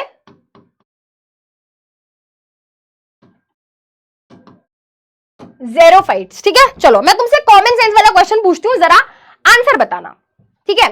अगर डेजर्ट प्लांट अपने पानी को बचाना चाहता है, वो लॉस ऑफ वाटर को प्रिवेंट करना चाहता है, वो चाहता है कि मेरा ज्यादा पानी वेस्ट ना हो, तो उसको दिन के टाइम पे अपने स्टोमेटा ओपन रखने चाहिए या क्लोज? बस ये बताओ मुझे, common sense guys, common sense, जल्दी बताओ। प्लांट नहीं चाहता कि भाई उसका ज्यादा पानी वेस्ट हो, तो उसको दिन के टाइम पे, डे टाइम पे, जब हमारे सूर्य देवता बाहर निकले हुए हैं, तो उसको दिन के टाइम पे अपने स्टोमेटा ओपन रखने चाहिए या क्लोज? उसको अपनी खिड़कियां खोल के रखनी चाहिए या बंद रखनी चाहिए? जल्दी बताओ, ओपन रखनी चाहिए या क्लोज? ओपन रखनी चाहिए या क्लोज? वेरी गुड, क्लोज रखनी चाहिए, क्योंकि स्टोमेटा अगर ओपन रहेंगे तो पानी तो सारा बाहर निकल जाएगा। और दिन के टाइम पे सोचो, दिन के टाइम पे सन बाहर निकला हुआ है, सन से हीट आ रही है, हीट की वजह से पानी सारा इवेपोरेट होके बाहर भाग जाएगा। तो हमारा डेजर्ट प्लांट बहुत चतुर है, चतुर चालाक बच्चा है। ये क्या करता है बेटा, दिन के टाइम पे अपने स्टोमेटा क्लोज रखता है, याद रखेंगे। डेजर्ट प्लांट अपना पानी वेस्ट नहीं होने देना चाहता, तो वो दिन के टाइम पे अपने स्टोमेटा, अपने खिड़की दरवाजे बंद करके बैठता है। अब प्रॉब्लम है, क्या प्रॉब्लम है भाई? अगर स्टोमेटा क्लोज हो जाएगा तो बाहर से कार्बन डाइऑक्साइड कैसे आएगी, और अगर कार्बन डाइऑक्साइड नहीं आई तो फोटोसिंथेसिस कैसे होगा? क्योंकि फोटोसिंथेसिस करने के लिए क्या चाहिए? फोटोसिंथेसिस करने के लिए चाहिए carbon dioxide, water, chlorophyll, sunlight. अरे भाई बड़ी दुविधा है, ये तो हम क्या करें? दिन के टाइम पे सनलाइट है पर स्टोमेटा नहीं खोल सकते, तो गड़बड़ हो गई। क्या करें, क्या करें, क्या करें? देखो बेटा, प्लांट क्या करता है, डेजर्ट प्लांट्स की खासियत होती है, वो अपने पानी के लॉस को बचाने के लिए दिन के टाइम पे अपने स्टोमेटा क्लोज रखते हैं, बट रात के टाइम पे वो क्या करते हैं बेटा, अपने स्टोमेटा खोलते हैं। तो जैसे ही रात होती है वो अपने स्टोमेटा खोल देते हैं, जैसे ही रात होती है बेटा वो अपने स्टोमेटा खोल देते हैं। अब जैसे ही स्टोमेटा खुलता है तो बाहर से, है ना, जैसे ही स्टोमेटा खुलता है तो बाहर से प्लांट में कार्बन डाइऑक्साइड अंदर जाती है, ठीक है। और बेटा रूट की मदद से सॉइल से वाटर भी मिल चुका है, प्लांट के अंदर भाई क्लोरोफिल भी है। अब दिक्कत यह है कि सनलाइट नहीं है, तो प्लांट क्या करता है बेटा, प्लांट क्या करता है, रात के टाइम पे, देखना बेटा, रात के टाइम पे वो CO2, वाटर, इनकी मदद से एक कंपाउंड बनाता है जिसका नाम होता है मैलिक एसिड। कब बनाता है? रात के टाइम पे। रात के टाइम पे बेटा plant CO2 from the air, water from the soil लेता है और मैलिक एसिड नाम का एक कंपाउंड बना के स्टोर कर लेता है रात के टाइम पे, ठीक है। अब जैसे ही दिन होता है बेटा, सनलाइट आई, सनलाइट एब्जॉर्ब हुई, सनलाइट जब एब्जॉर्ब होती है तो कुछ केमिकल रिएक्शन होते हैं और ये मैलिक एसिड कन्वर्ट कर दिया जाता है ग्लूकोज में, ये मैलिक एसिड कन्वर्ट कर दिया जाता है ग्लूकोज में। This malic acid is converted into glucose, right. मैं दोबारा रिपीट करूंगी, प्लांट्स कौन से? Desert plant. डेजर्ट प्लांट दिन में अपने स्टोमेटा बंद रखते हैं, रात को खोलते हैं। जैसे ही रात को खिड़की खुली CO2 अंदर भाग गई, ठीक है, पानी एब्जॉर्ब हो चुका है रूट की मदद से। रात के टाइम पे प्लांट लगा पड़ा है, मेहनत करना है, अरे वो मैलिक एसिड बना के रख लेता हूं, बाद में काम आएगा, ठीक है, बाद में काम आएगा, है ना। तो मैलिक एसिड बना के ये क्या करता है बेटा, अपने वैक्यूल में स्टोर कर लेता है ना, अपने वैक्यूल में स्टोर कर लेता है। और जैसे ही दिन आता है, सनलाइट आती है, सनलाइट एब्जॉर्ब होती है और मैलिक एसिड दिन के टाइम पे ग्लूकोज में कन्वर्ट हो जाता है, जो कि क्या है बेटा, फाइनल प्रोडक्ट होता है, फूड होता है। चमका या नहीं चमका दोस्तों, चमका कि नहीं चमका बेटा, क्वेश्चन बनता है इससे। ठीक है, चलो बहुत बढ़िया, आगे बढ़ते हैं, नेक्स्ट टॉपिक करते हैं, है ना। अच्छा, अब बेटा हम थोड़ा हेटरोट्रॉफिक न्यूट्रिशन के बारे में बात कर लेते हैं। तुमने ह्यूमन डाइजेशन पढ़ने से पहले ये कुछ बेसिक चीजें हैं जो पढ़नी है बेटा। अमीबा के न्यूट्रिशन के ऊपर क्वेश्चन काफी बार आ चुका है, पेपर में आता ही आता है। सबसे पहले बताओ, अमीबा कैसा ऑर्गेनिज्म है? अमीबा एक सिंगल सेल ऑर्गेनिज्म है। अमीबा एक सिंगल सेल ऑर्गेनिज्म है, इसके पास केवल एक ही सेल होता है, इसके पास केवल एक ही सेल होता है। अब ये कैसा न्यूट्रिशन शो करता है बेटा? ये होलोजोइक न्यूट्रिशन शो करता है। ये दोनों ही ऑर्गेनिज्म जिनका चित्र यहाँ पे बना हुआ है, दोनों ही होलोजोइक न्यूट्रिशन शो करते हैं। होलोजोइक न्यूट्रिशन में क्या होता है, ऑर्गेनिज्म पूरे के पूरे खाने को अपनी बॉडी के अंदर ले जाता है। तो अमीबा के अंदर न्यूट्रिशन का प्रोसेस कैसे होता है, यानी कि वो खाने को कैसे ऑब्टेन करता है, कैसे यूटिलाइज करता है, चलिए बेटा देखते हैं, समझते हैं। चलिए एनसीईआरटी ओपन रखेंगे बेटा। अमीबा, अमीबा के पास क्या होते हैं बेटा? सूडोपोडिया। सूडोपोडिया को हम क्या बोलते हैं? False feet. तो यहां पे बेटा देखो, मान लो ये फूड का एक पार्टिकल है, फूड का एक पार्टिकल है, ठीक है। तो बेटा जैसे ही अमीबा को लगता है oh my God tasty tasty खाना, एक काम करता हूं, इसको खाता हूं, तो बेटा उसके पास माउथ नहीं है। आप इस बात को समझो, आप उस बात को समझो। अमीबा एक सिंगल सेल से बना हुआ ऑर्गेनिज्म है, उसके पास तुम्हारी तरह ये माउथ नहीं है, टीथ नहीं है, टंग नहीं है, कुछ भी नहीं है, वो एक केवल एक सिंगल सेल है। तो वो क्या करता है बेटा? धीरे धीरे धीरे धीरे धीरे धीरे धीरे उसको ऐसे ऐसे क्या करता है? सराउंड करता है। फूड के मटेरियल को क्या करता है बेटा? अपने सूडोपोडिया की मदद से फूड के पार्टिकल को क्या करता है? सराउंड करता है और फूड को कैप्चर कर लेता है। फूड को कैप्चर कर लेता है। फूड को जैसे ही कैप्चर करता है बेटा, तो यहां पर एक स्ट्रक्चर डेवलप होता है जिसका नाम होता है फूड वैक्यूल। तो अमीबा अपने सूडोपोडिया की मदद से खाने को कैप्चर करता है। जैसे ही फूड को कैप्चर करता है तो वहां पर बेटा एक इस तरीके का सर्कुलर स्ट्रक्चर बनता है जिसका नाम होता है फूड वैक्यूल। फूड वैक्यूल के अंदर क्या होता है बेटा? कुछ केमिकल्स आते हैं और इस फूड के मॉलिक्यूल को, इस फूड के पार्टिकल को तोड़ने लगते हैं, तोड़ने लगते हैं, तोड़ने लगते हैं, यानी कि फूड का डाइजेशन होता है। जो भी यूजफुल चीजें होती हैं बेटा, वो इस सर्कुलर फूड वैक्यूल से निकलकर साइटोप्लाज्म में चली जाती हैं, ठीक है। और जो भी अनयूजफुल चीजें होती हैं, प्लांट उसको क्या कर देता है? बाहर निकाल देता है।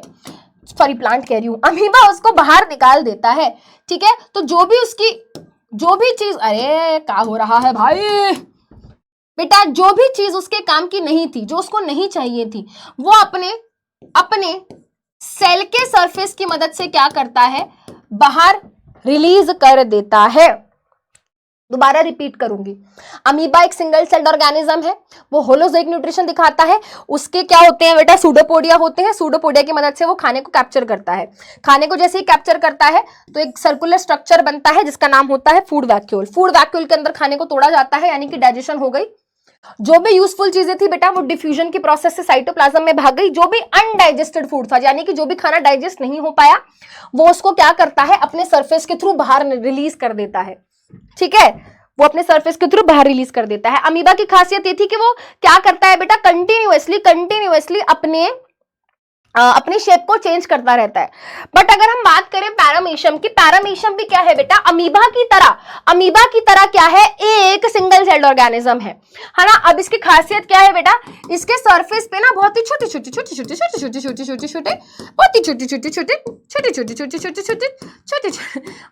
छोटे ना हेयर लाइक स्ट्रक्चर्स होते हैं, बहुत ही चिन्ने पिन्ने निन्ने मिन्ने, ठीक है, तुम्हारी तरह बहुत ही चिन्ने पिन्ने निन्ने मिन्ने क्या होते हैं बेटा? हेयर लाइक स्ट्रक्चर्स होते हैं। इन हेयर लाइक स्ट्रक्चर्स को नाम दिया गया है सीलिया। क्या नाम दिया गया है बेटा? सीलिया। अब ये सीलिया जो होते हैं ना, ये कंटिन्यूअसली मूव करते रहते हैं, है ना। ये देखो ऐसे ऐसे ऐसे ऐसे ऐसे ऐसे ऐसे ऐसे ऐसे ऐसे ऐसे ऐसे ऐसे, they keep on moving like this this this, moving like this this this, ठीक है। They keep on moving like this, यानी कि ये सीलिया ना ऐसे ऐसे ऐसे ऐसे ऐसे ऐसे मूव करते रहते हैं। अब होता क्या है बेटा? मान लो कोई फूड का पार्टिकल है ना, कोई फूड का पार्टिकल है, कोई दूसरा लिविंग ऑर्गेनिज्म है ना, जिसको ये पैरामीशियम खाने वाला है। अब बेटा ये जैसे ही इन सीलिया के कांटेक्ट में आता है ना, सीलिया के कांटेक्ट में आता रहता है, तो सीलिया तो ऐसे ऐसे ऐसे ऐसे ऐसे ऐसे मूव कर रहा है, तो सीलिया इसको क्या करता है बेटा, आगे की तरफ आगे की तरफ आगे की तरफ आगे की तरफ पुश करता है। और बेटा ये कहां पे पहुंचता है बेटा, एक ओपनिंग होती है हमारे पैरामीशियम के सरफेस पे, जिसको हम बोलते हैं ओरल ग्रूव।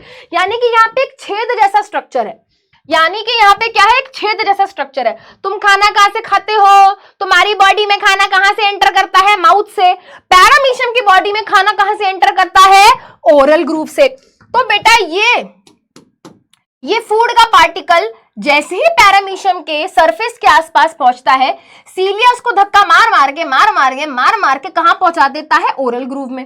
अब ओरल ग्रूव के थ्रू बेटा ये फूड का पार्टिकल इसकी बॉडी के अंदर एंटर होता है। अब बेटा जो भी यूजफुल चीजें होती हैं इस फूड के पार्टिकल से, वो एब्जॉर्ब कर ली जाती हैं। अब बहुत सारा सामान जो था बेटा काम का नहीं था, है ना, बहुत सारा सामान काम का नहीं था, तो पैरामीशियम कहता है इसको बाहर निकालो। तुम बहुत सारा बेटा नॉन यूजफुल जो भी खाना यहां पर डाइजेस्ट नहीं हो पाया, है ना, उसको बाहर रिमूव कर दिया जाता है। और ये एक स्पेसिफिक पॉइंट से बाहर निकलता है बेटा, जिसका नाम होता है एनल पोर। क्या नाम होता है बेटा, एनल पोर। तो पैरामीशियम खाना कहां से लेता है अपनी बॉडी में, ओरल ग्रूव के थ्रू, ठीक है। और वो अपना वो खाना जो डाइजेस्ट नहीं हो पाया कहां से निकालता है, एनल पोर के थ्रू निकालता है। जैसे आप अपना एग्जांपल लो बेटा, आप खाना कहां से खाते हो, माउथ से। कहां से निकालते हो, एनस से। वैसे ही अब इसके पास माउथ की जगह ओरल ग्रूव है और एनल पोर है। क्या है, एनल पोर है, ठीक है। चलिए आगे बढ़ते हैं बेटा। अब हम ह्यूमन बीइंग्स के अंदर होने वाले न्यूट्रिशन की प्रोसेस को करेंगे discuss. Now we will discuss the process of human nutrition. Human के अंदर बेटा जो न्यूट्रिशन की प्रोसेस है वो कैसे होती है, ये हमें डिस्कस करना है, ठीक है बेटा। ह्यूमन बीइंग्स कैसा न्यूट्रिशन शो करते हैं, होलोजोइक न्यूट्रिशन शो करते हैं। ह्यूमन बीइंग्स कैसा न्यूट्रिशन शो करते हैं, होलोजोइक न्यूट्रिशन शो करते हैं, ठीक है। चलिए बेटा, ह्यूमन बीइंग्स बेटा न्यूट्रिशन की प्रोसेस कैसे करते हैं, by the help of digestive system. हमारी बॉडी के अंदर ना हर चीज का एक क्या है, सिस्टम है। डाइजेशन करनी है, डाइजेस्टिव सिस्टम। सांस लेना है, रेस्पिरेटरी सिस्टम। ब्लड को ट्रांसपोर्ट कराना है, सर्कुलेटरी सिस्टम। वेस्ट को बाहर निकालना है, एक्सक्रीटरी सिस्टम, ठीक है। तो each and every thing have a system, है ना। क्या मस्त एकदम मैकेनिज्म बना के दिया है भगवान जी ने, है ना, ठीक है। तो देखते हैं बेटा, अब बेटा हमारी बॉडी में खाने को खाना, खाने को पचाना मतलब डाइजेस्ट करना, ठीक है, खाने को एब्जॉर्ब करना या खाने को बाहर निकालना, ये सारा काम जो है बेटा कौन करता है, ह्यूमन डाइजेस्टिव सिस्टम करता है।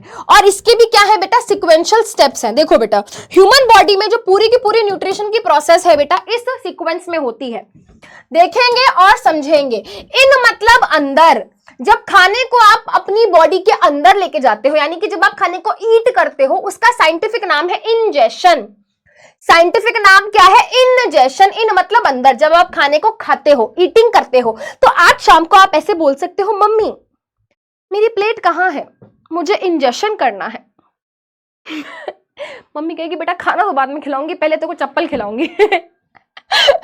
अच्छा ब्रेक, चलो 2 मिनट बातें कर, ये वाली स्लाइड करने के बाद फिर 2 मिनट का ब्रेक ले लेंगे, ठीक है।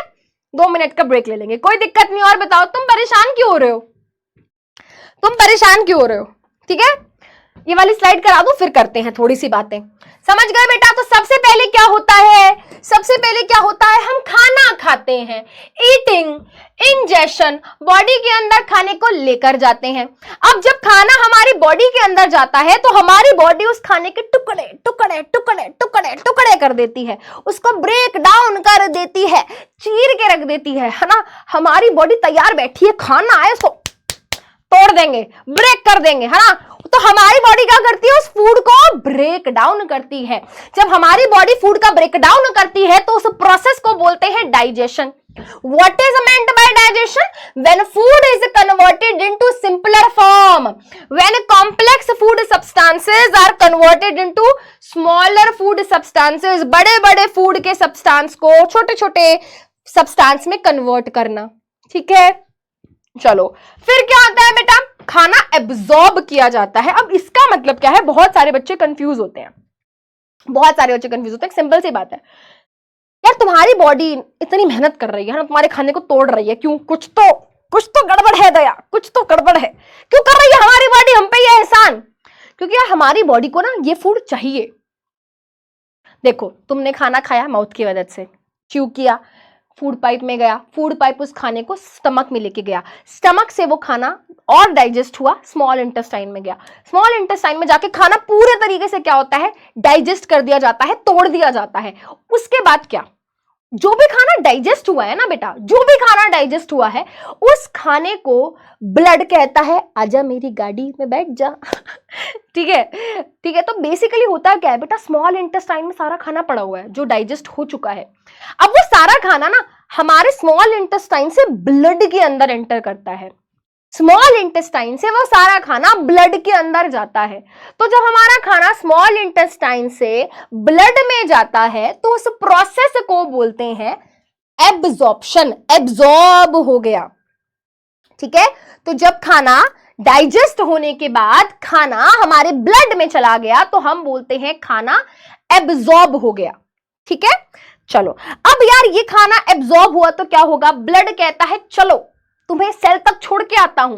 तो जो भी खाना एब्जॉर्ब हुआ है, ब्लड उसको हमारे सेल तक लेकर जाता है और सेल में वो खाना यूज होता है एनर्जी बनाने के लिए, वो खाना यूज होता है बेटा नए सेल्स बनाने के लिए, ग्रोथ एंड डेवलपमेंट के लिए। और इसी प्रोसेस को हम बोलते हैं एसिमिलेशन।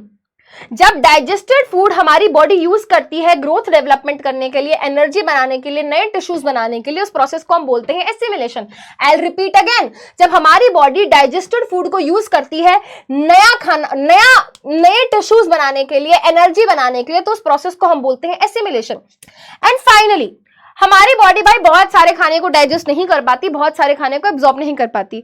अब तुम देखो बेटा, अपने आप को देख लो, हम ना तुम बड़े चटकारे लेके मोमोज खा रहे हो, बर्गर खा रहे हो, पैटीज खा रहे हो, डालडा घी वाली जिसका घी ऊपर चिपक जाता है। ठीक है, तुम कितनी सारी चीजें सुबह से शाम तक खाते हो। अब ये तो है नहीं कि बेटा तुम्हारी बॉडी सब अपने पास रख लेती है, बहुत सारा खाना तुम्हारी बॉडी कहती है हमको नहीं मांगता है इसको बाहर निकालने का। ठीक है, करते हो ना बेटा मॉर्निंग बिजनेस। मॉर्निंग बिजनेस करते हो, है ना, उठ के सुबह उठ के एक मॉर्निंग बिजनेस नाम की चीज है बेटा, जिसको 5 नंबर बोलते हो तुम लोग, जिसको बोलते हो POTTY। क्या बोलते हो? POTTY। तो बेटा वो क्या है, वो जो POTTY तुम्हारी बॉडी बाहर निकाल रही है, वो एक्सक्रीटा, वो सॉलिड वेस्ट मटेरियल बेटा, तुम्हारी वो स्टूल जो है ना, जो वो सॉलिड वेस्ट मटेरियल है, वो जो POTTY है, बना के क्यों दिखा रहे हो? अरे यार तुम भी, है ना। तो वो क्या है बेटा, हाँ वो पूप जो है वो क्या है, वो सारा खाना है बेटा जो तुम्हारी बॉडी डाइजेस्ट नहीं कर पाई, वो सारा खाना है जो तुम्हारी बॉडी एब्जॉर्ब नहीं कर पाई। हमारी बॉडी ने कहा कि हमें इसकी जरूरत नहीं है, इसको बाहर निकाल दो। तो बेटा तुम बहुत सारी चीजें खाते हो पर तुम्हारी बॉडी हर चीज को डाइजेस्ट नहीं कर सकती, तुम्हारी बॉडी हर चीज को एब्जॉर्ब नहीं कर सकती, तो हमारी बॉडी उसको कहती है बाहर ले जाओ जी, इसको, इसकी जरूरत नहीं है, इसकी जरूरत नहीं है। And that removal is known as egestion. जब तुम्हारी बॉडी अनडाइजेस्टेड अनएब्जॉर्ब फूड को एनएस के थ्रू बाहर निकालती है बेटा, उस प्रोसेस को इजेशन बोलते हैं। एक्सक्रीशन कुछ और होता है, कुछ बच्चे यहाँ पे एक्सक्रीशन लिख रहे हैं, excretion is totally different thing, जब आएगा तब डिस्कस करेंगे। तो बेटा अगर मैं ये बोल रही हूं इजेशन, इसका मतलब क्या है, इसका मतलब ये है कि बॉडी ने अनडाइजेस्टेड अनएब्जॉर्ब फूड को निकाल के बाहर डाल दिया। ठीक है, एक एक करके देखते हैं सारी प्रोसेस कैसे होती है। ये पिंक कलर की कैसा बना रहे हो तुम, पिंक कलर की कैसे आ रही है भाई तुम्हारी? क्या यार, चलिए ये हो गया क्लियर। सबसे पहले खाना खाते हैं, खाना बॉडी के अंदर जाता है, डाइजेस्ट होता है, टूटता है, जो भी यूजफुल चीजें थी वो भाग जाती हैं ब्लड के अंदर, जो भी यूजफुल चीज निकली फूड में से, कार्बोहाइड्रेट, प्रोटीन, ये सब यूजफुल चीजें थी, ये सब कहां जाएंगी बेटा? ब्लड में जाएंगी। जब ये सारी यूजफुल चीजें जो हमारे ब्लड में जाएंगी तो उसको बोलेंगे एब्जॉर्प्शन हो गया। अब इन सब चीजों की मदद से, जैसे कि बेटा प्रोटीन, जैसे कि प्रोटीन की मदद से मसल्स बनेंगी, कार्बोहाइड्रेट की मदद से एनर्जी बनेगी, है ना। तो ये सारी चीजें होंगी तो बेटा हम क्या बोलेंगे? एसिमिलेशन हो गया। और जो भी खाना किसी काम नहीं आया, डाइजेस्ट नहीं हो पाया, एब्जॉर्ब नहीं हो पाया, सारा बॉडी से क्या हो जाता है? बाहर निकल जाता है। And that process is known as egestion. ठीक है, अब देखो बेटा ये पूरी की पूरी प्रोसेस किसकी वजह से होती है? ह्यूमन डाइजेस्टिव सिस्टम की मदद से होती है। ह्यूमन डाइजेस्टिव सिस्टम को बेटा दो पार्ट्स में डिवाइड किया गया है, एक है एलिमेंट्री कैनाल और एक है एसोसिएटेड ग्लैंड्स। ठीक है, चलो देखो बेटा, सबसे पहले बेटा एलिमेंट्री कैनाल क्या है? बेटा हमारी बॉडी के अंदर एक बहुत ही लंबी सी एक ट्यूब है ना। जैसे बेटा एक पाइप होता है ना, हॉलो, खाली है बीच में से, है ना। वैसे ही बेटा हमारी बॉडी में एक बहुत बड़ा सा पाइप है जिसकी शुरुआत माउथ से होती है और अंत होता है एनस पे। शुरुआत कहां से होती है बेटा? शुरुआत कहां से होती है बेटा? शुरुआत होती है माउथ से और अंत होता है बेटा कहां पर? अंत कहां पर होता है बेटा? अंत होता है एनस से। ठीक है, खाना हम खाते हैं माउथ से। इंजेशन की प्रोसेस हम कहां से करते हैं? इंजेशन की प्रोसेस हम माउथ से करते हैं और इजेशन की प्रोसेस यानी कि POTTY का रिमूवल कहां से करते हैं? एनस से करते हैं। अब यहां से लेकर यहां तक बेटा पूरा का पूरा ये जो स्ट्रक्चर है माउथ से लेकर एनस, ये पूरा का पूरा क्या कहलाता है बेटा? Alimentary canal. अच्छा, जब तुमने खाना खाया माउथ से तो कहां जाएगा बेटा? एक लंबे से ट्यूब के अंदर जाता है एंड दिस लंबा सा tube is known as oesophagus. What do we call this? Oesophagus. Oesophagus को बेटा ईसोफेगस भी बोलते हैं and this is also known as food pipe. क्या बोलते हैं बेटा? फूड पाइप भी बोलते हैं, है ना। ये जे शेप का स्ट्रक्चर, ऐसा सा स्ट्रक्चर ठीक है, ये देखो बेटा ऐसा सा स्ट्रक्चर, ये देखो ऐसा नहीं लग रहा जे बना दिया है, ABCDEFGHI, है ना। ठीक है, JKLM, है ना। तो ये जे शेप का स्ट्रक्चर, जोकर वाला जे, है ना। तो ये जे शेप का स्ट्रक्चर जो है बेटा ये होता है स्टमक। तो तुम्हें लगता है अगर ये पूरा का पूरा पेटूराम पेट है तो सॉरी गाइस, स्टमक तो यहां पर होता है, थोड़ा सा यहां पर होता है। ठीक है, यहां पर किडनी भी है, पेनक्रिया भी है, गोल ब्लैडर भी है, क्या बहुत कुछ है यहाँ पे। ठीक है, तो बेटा this structure is known as stomach. ठीक है, स्टमक के बाद बेटा हमारा खाना, स्टमक के बाद बेटा हमारा खाना जाता है, स्टमक के बाद बेटा हमारा खाना जाता है स्मॉल इंटेस्टाइन में, और स्मॉल इंटेस्टाइन के बाद बेटा, स्मॉल इंटेस्टाइन के बाद हमारा खाना जाता है लार्ज इंटेस्टाइन में, और फाइनली बेटा जो भी खाना डाइजेस्ट नहीं हो पाया, एब्जॉर्ब नहीं हो पाया बेटा, वो कहां से निकल जाता है? एनस के थ्रू निकल जाता है। ठीक है, अब बेटा आपको यहां पे जितने भी पार्ट्स लिखे दिख रहे हैं इन सबसे मिलके, है ना, इन सबसे मिलके बनता है हमारा एलिमेंट्री कैनाल। एलिमेंट्री कैनाल, तो एलिमेंट्री कैनाल क्या है? It is a long hollow structure जिसके थ्रू क्या होता है बेटा? जिसके थ्रू हमारा खाना मूव करता है। तो सबसे पहले हम पूछे, हम खाना खाते हैं कहां से? माउथ से। माउथ से खाना कहां जाता है? फूड पाइप में, ईसोफेगस में। ईसोफेगस से खाना कहां जाता है? स्टमक में। स्टमक से कहां जाता है? स्मॉल इंटेस्टाइन में। स्मॉल इंटेस्टाइन से लार्ज इंटेस्टाइन में, एंड फाइनली बेटा लार्ज इंटेस्टाइन के बाद एनस से वो बाहर निकल जाता है। कौन? Undigested food, unabsorbed food. अब बेटा जब मैं आपको पढ़ाऊंगी तो आप बेटा यहां पे कुछ एक दो टर्म्स और सुनोगे, जैसे कि सलाइवरी ग्लैंड, लिवर, पेनक्रिया। ये क्या है? ये हमारे एलिमेंट्री कैनाल का पार्ट नहीं है, बट ये हमारे पूरी हेल्प करते हैं एलिमेंट्री कैनाल की in the process of digestion, है ना। तो बेटा एलिमेंट्री कैनाल क्या है? एलिमेंट्री कैनाल वो रास्ता है जिसके थ्रू हमारा खाना होते हुए इधर से उधर जाएगा। बट कुछ पार्ट्स ऐसे हैं जिनके अंदर खाना डायरेक्टली नहीं जाता, बट वो पूरी हेल्प करते हैं। जैसे कि बेटा इन सब पार्ट्स की हेल्प करेगा, है ना, हमारे कुछ अलग अलग ऑर्गन्स, इन सब की हेल्प होगी। इन सब की हेल्प करेगा कौन? Liver, pancreas, salivary gland. ठीक है, जल्दी से बेटा, ज्यादा टाइम नहीं लगेगा, क्लास ही खत्म करेंगे। ब्रेक ज्यादा मत चिल्लाओ, हो गया बस इस टॉपिक के बाद न्यूट्रिशन खत्म। ठीक है, चलो ये समझ आया। तो बेटा देखो एसोसिएटेड ग्लैंड्स यानी कि एलिमेंट्री कैनाल में क्या होगा बेटा? हमारा खाना मूव करेगा, इसकी हेल्प करने वाले हैं ये सलाइवरी ग्लैंड, लिवर, पेनक्रिया। ठीक है, तो अब होता क्या है, एक एक करके डिस्कस करते हैं, जल्दी से रेडी हो जाओ। ठीक है, जल्दी से रेडी हो जाओ। देखो बेटा, सबसे पहले we will be discussing about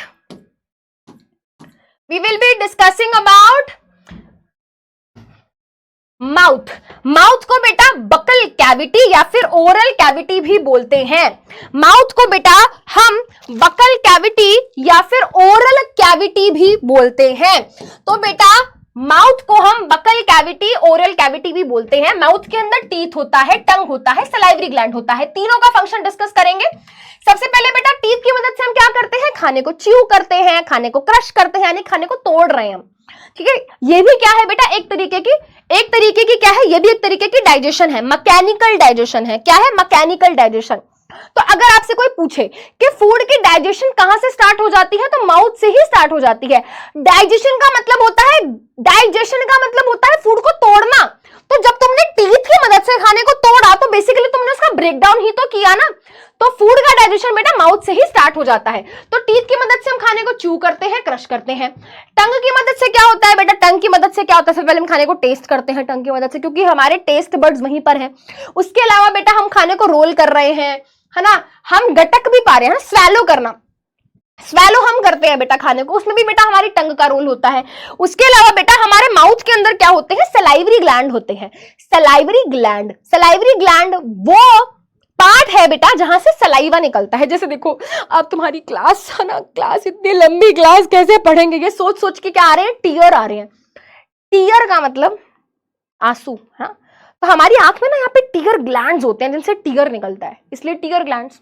skin पे ना स्वेट ग्लैंड्स होता है जिससे स्वेट निकलता है, पसीना निकलता है ना। वैसे ही हमारे माउथ में सलाइवरी ग्लैंड है। वैसे ही बेटा क्या है, हमारे माउथ के अंदर क्या है,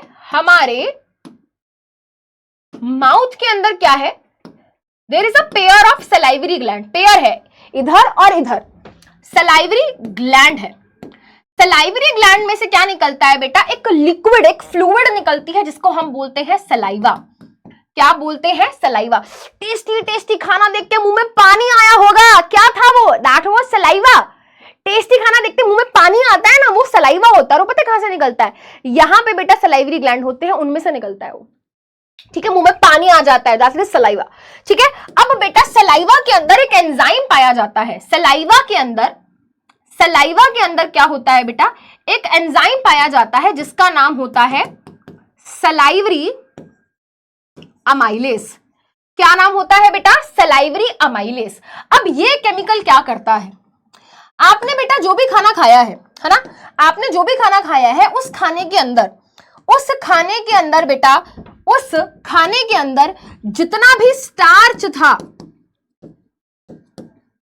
ये सलाइवरी अमाइलेज नाम का केमिकल उसको कन्वर्ट कर देता है किसमें, माल्टोज में।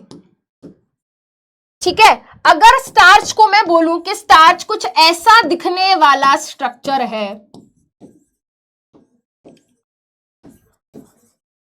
ठीक है, स्टार्च कुछ ऐसा सा स्ट्रक्चर है, तो ये सलाइवरी अमाइलेज नाम का केमिकल उसके ऐसे ऐसे टुकड़े कर देता है। ठीक है, तो यहां पे बेटा एक कॉम्प्लेक्स शुगर को, यहां पे क्या किया गया, यहां पे एक कॉम्प्लेक्स शुगर, स्टार्च क्या है, starch is a type of complex sugar. NCERT लिखती है कि हमारा सलाइवरी अमाइलेज कॉम्प्लेक्स शुगर को एक सिंपल शुगर में कन्वर्ट कर देता है। तो आपको पेपर में क्वेश्चन आएगा, सलाइवरी अमाइलेज क्या करता है, सलाइवरी अमाइलेज स्टार्च को माल्टोज में कन्वर्ट करता है। स्टार्च एक कॉम्प्लेक्स शुगर है, माल्टोज एक सिंपल शुगर है। ठीक है बेटा, सलाइवरी अमाइलेज का एक और नाम होता है, कहीं कहीं पे लिखा होता है टाइलिन। छोड़ो, तुम्हारे काम का नहीं है, तुम्हारे एनसीईआरटी में तो दिया नहीं है, क्यों बेचारों को बोझ तले मारना। ठीक है, समझ गए, अच्छा जी समझ आया। अब खाना कहां जाएगा बेटा, माउथ में हमने क्या किया, खाने को क्रश किया, खाने को क्रश मतलब तोड़ना, खाने को चू किया, क्रश किया। ठीक है, स्वाद उसका मीठा मीठा, खट्टा खट्टा, है ना, ये सब हमने टेस्ट किया, और जो भी हमारे खाने में स्टार्च था उसको कन्वर्ट किया माल्टोज में। ठीक है, सलाइवरी एमाइलेज की मदद से। खाना कहां जाएगा बेटा? फूड पाइप में। फूड पाइप का नाम होता है ईसोफेगस। अब बेटा हमारा ईसोफेगस जो है एक मसल से बना हुआ पाइप है। It is a pipe which is made up of muscles. अब हमारे ईसोफेगस में क्या हो रहा है बेटा? फूड पाइप में constantly contract relax, contract relax, contract relax, compress हो रहा है फिर रिलैक्स हो रहा है, कॉम्प्रेस हो रहा है रिलैक्स हो रहा है, कॉम्प्रेस हो रहा है रिलैक्स हो रहा है। ये जो कंप्रेशन चल रहा है बेटा, ये क्या है? ये कॉन्ट्रैक्ट और रिलैक्स हो रहा है। इस प्रोसेस को हम बोलते हैं पेरिस्टाल्टिक मूवमेंट्स। क्या बोलते हैं बेटा? We call it peristaltic movement या पेरिस्टाल्सिस। क्या बोलते हैं? पेरिस्टाल्सिस या फिर पेरिस्टाल्टिक मूवमेंट। अब बेटा यहाँ पे क्या होता है? जो भी खाना यहाँ पर होता है इस मूवमेंट की वजह से, है ना, इस मूवमेंट की वजह से उस खाने को धक्का लगता है और वो स्टमक में चला जाता है। आप एक सिंपल सा लॉजिक लगाओ बेटा। जब तुम सुबह सो के उठते होगे, है ना, और ब्रश करने जाते होगे और टूथपेस्ट से टूथपेस्ट बाहर निकालना होता है, तो तुम क्या करते हो? तुम उसको पुश करते हो। तुम जैसे ही उसको दबाते हो, कॉन्ट्रैक्ट करते हो, तो क्या होता है बेटा? वो बाहर निकल के बाहर आ जाता है। देखो बेटा, इमेजिन करो ये तुम्हारा फूड पाइप है, ठीक है। तुम चाहते हो इसमें जो भी खाना है वो आगे की तरफ जाए, तो क्या करोगे? पुश करना पड़ेगा, कॉन्ट्रैक्ट, दबाव बनाना पड़ेगा। कॉन्ट्रैक्ट मतलब दबाव बनाना पड़ेगा, ठीक है। तो बेटा देखो, जैसे ही मैं दबाव बनाऊंगी, है ना, जैसे ही बेटा देखो मैं इसको प्रेस करूंगी, निकल के क्रीम बाहर आ जाएगी। सॉरी गाइस, खत्म होने वाली है। कॉन्ट्रैक्ट करती हूं मैं, आई मम्मी वेस्ट नहीं करनी है गाइस, समझे? तो what I need to do here is food को आगे भेजना है, तो मैं क्या करूंगी? कॉन्ट्रैक्ट। नहीं ठीक है, समझ गए? चलिए आगे बढ़े। तो बेटा पेरिस्टाल्टिक मूवमेंट्स या पेरिस्टाल्सिस की वजह से क्या होता है बेटा? खाना आगे की तरफ पुश हो जाता है, ठीक है। एक बच्चा कह रहा है गरीब। बेटा बताना नहीं चाहती कितने की क्रीम है, गरीब मत बोलो। ठीक है, चलो जोक्स अपार्ट, आगे चलते हैं, ठीक है। तो बेटा ये क्या है बेटा? ईसोफेगस फूड पाइप क्या है? पैसेज है, रास्ता है, जो कि क्या करता है? माउथ से खाने को स्टमक की तरफ लेकर जाता है। अब बेटा खाना जैसे ही हमारे स्टमक में पहुंचता है, तो वहां पर क्या होता है? देखो बेटा ध्यान से देखेंगे, हमारे स्टमक के अंदर कुछ स्पेशल सेल्स होते हैं। स्टमक के अंदर क्या है बेटा? कुछ इस तरीके से स्पेशल सेल्स हैं जिनका नाम होता है गैस्ट्रिक ग्लैंड्स। हमारे स्टमक के अंदर क्या है बेटा? कुछ स्पेशल सेल्स हैं। क्या नाम है बेटा? स्टमक के अंदर पाए जाने वाले स्पेशल सेल्स का क्या नाम बताया मैम ने उन स्पेशल सेल्स का नाम बताया गैस्ट्रिक ग्लैंड्स। गैस्ट्रिक ग्लैंड में से एक लिक्विड निकलता है, एक जूस निकलता है, जिसका नाम होता है गैस्ट्रिक जूस। स्टमक में कुछ सेल्स हैं जिनको हम बोलते हैं गैस्ट्रिक ग्लैंड्स। गैस्ट्रिक ग्लैंड में से बेटा एक जूस निकलता है जिसका नाम होता है गैस्ट्रिक जूस। गैस्ट्रिक जूस के अंदर बेटा 3 चीजें होती हैं। गैस्ट्रिक जूस के अंदर बेटा, इस लिक्विड के अंदर 3 चीजें होती हैं। एक होता है पेप्सिन, एक होता है हाइड्रोक्लोरिक एसिड और एक होता है म्यूकस।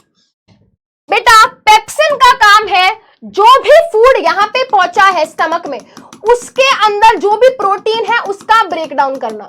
तो पेप्सिन का काम है प्रोटीन को तोड़ने का, पेप्सिन का काम है break down of protein. But pepsin इतना नखरीला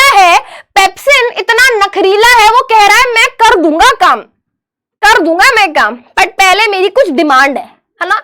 जैसे काम वाली आंटी कह रही है पापड़े मैं धो दूंगी, मशीन चाहिए, ठीक है, मैं बर्तन धो दूंगी, मुझे विम लिक्विड चाहिए, है ना। मेरी काम वाली दीदी बोलती है साबुन से नहीं धोएंगे, हाथ फट जाता है आंटी।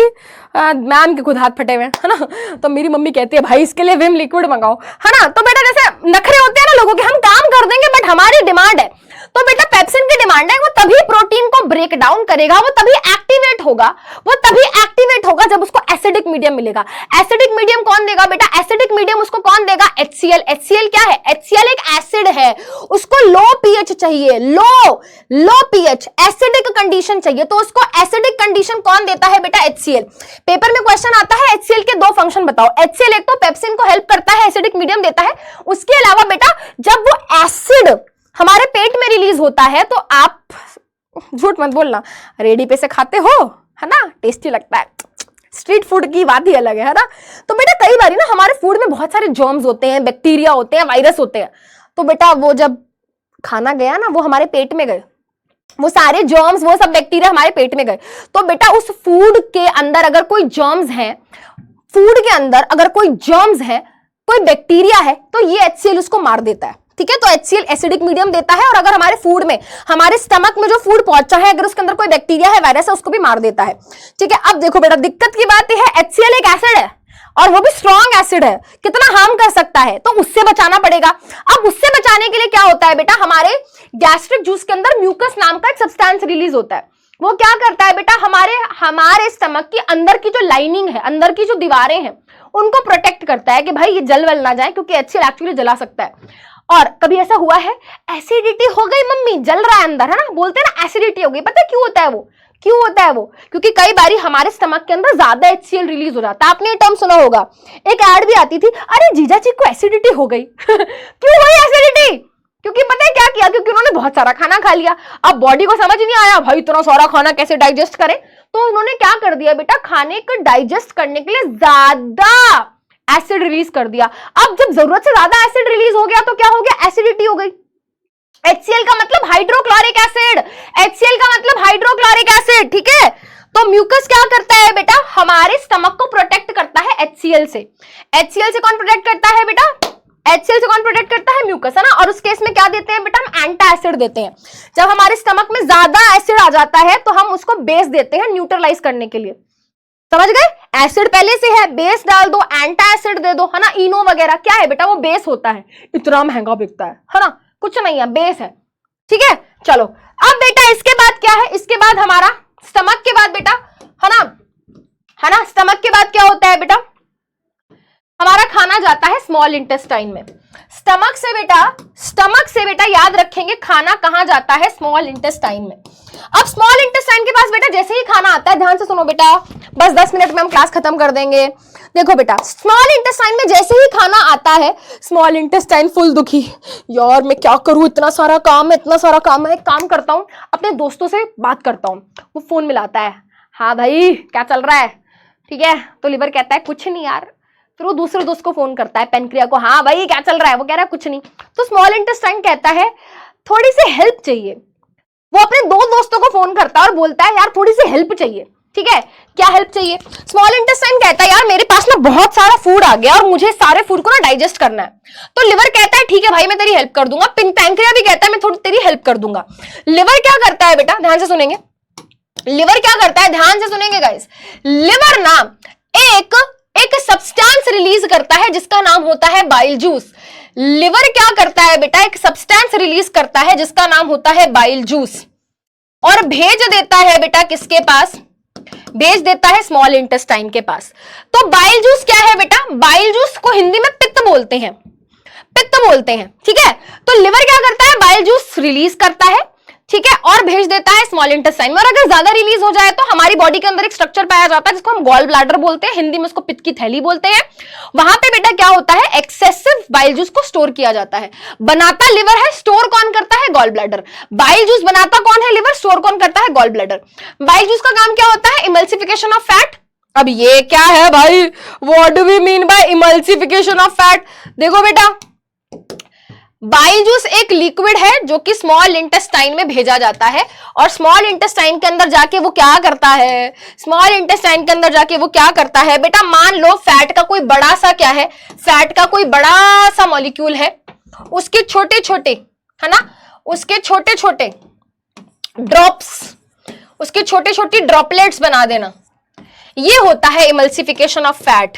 फैट के एक बड़े से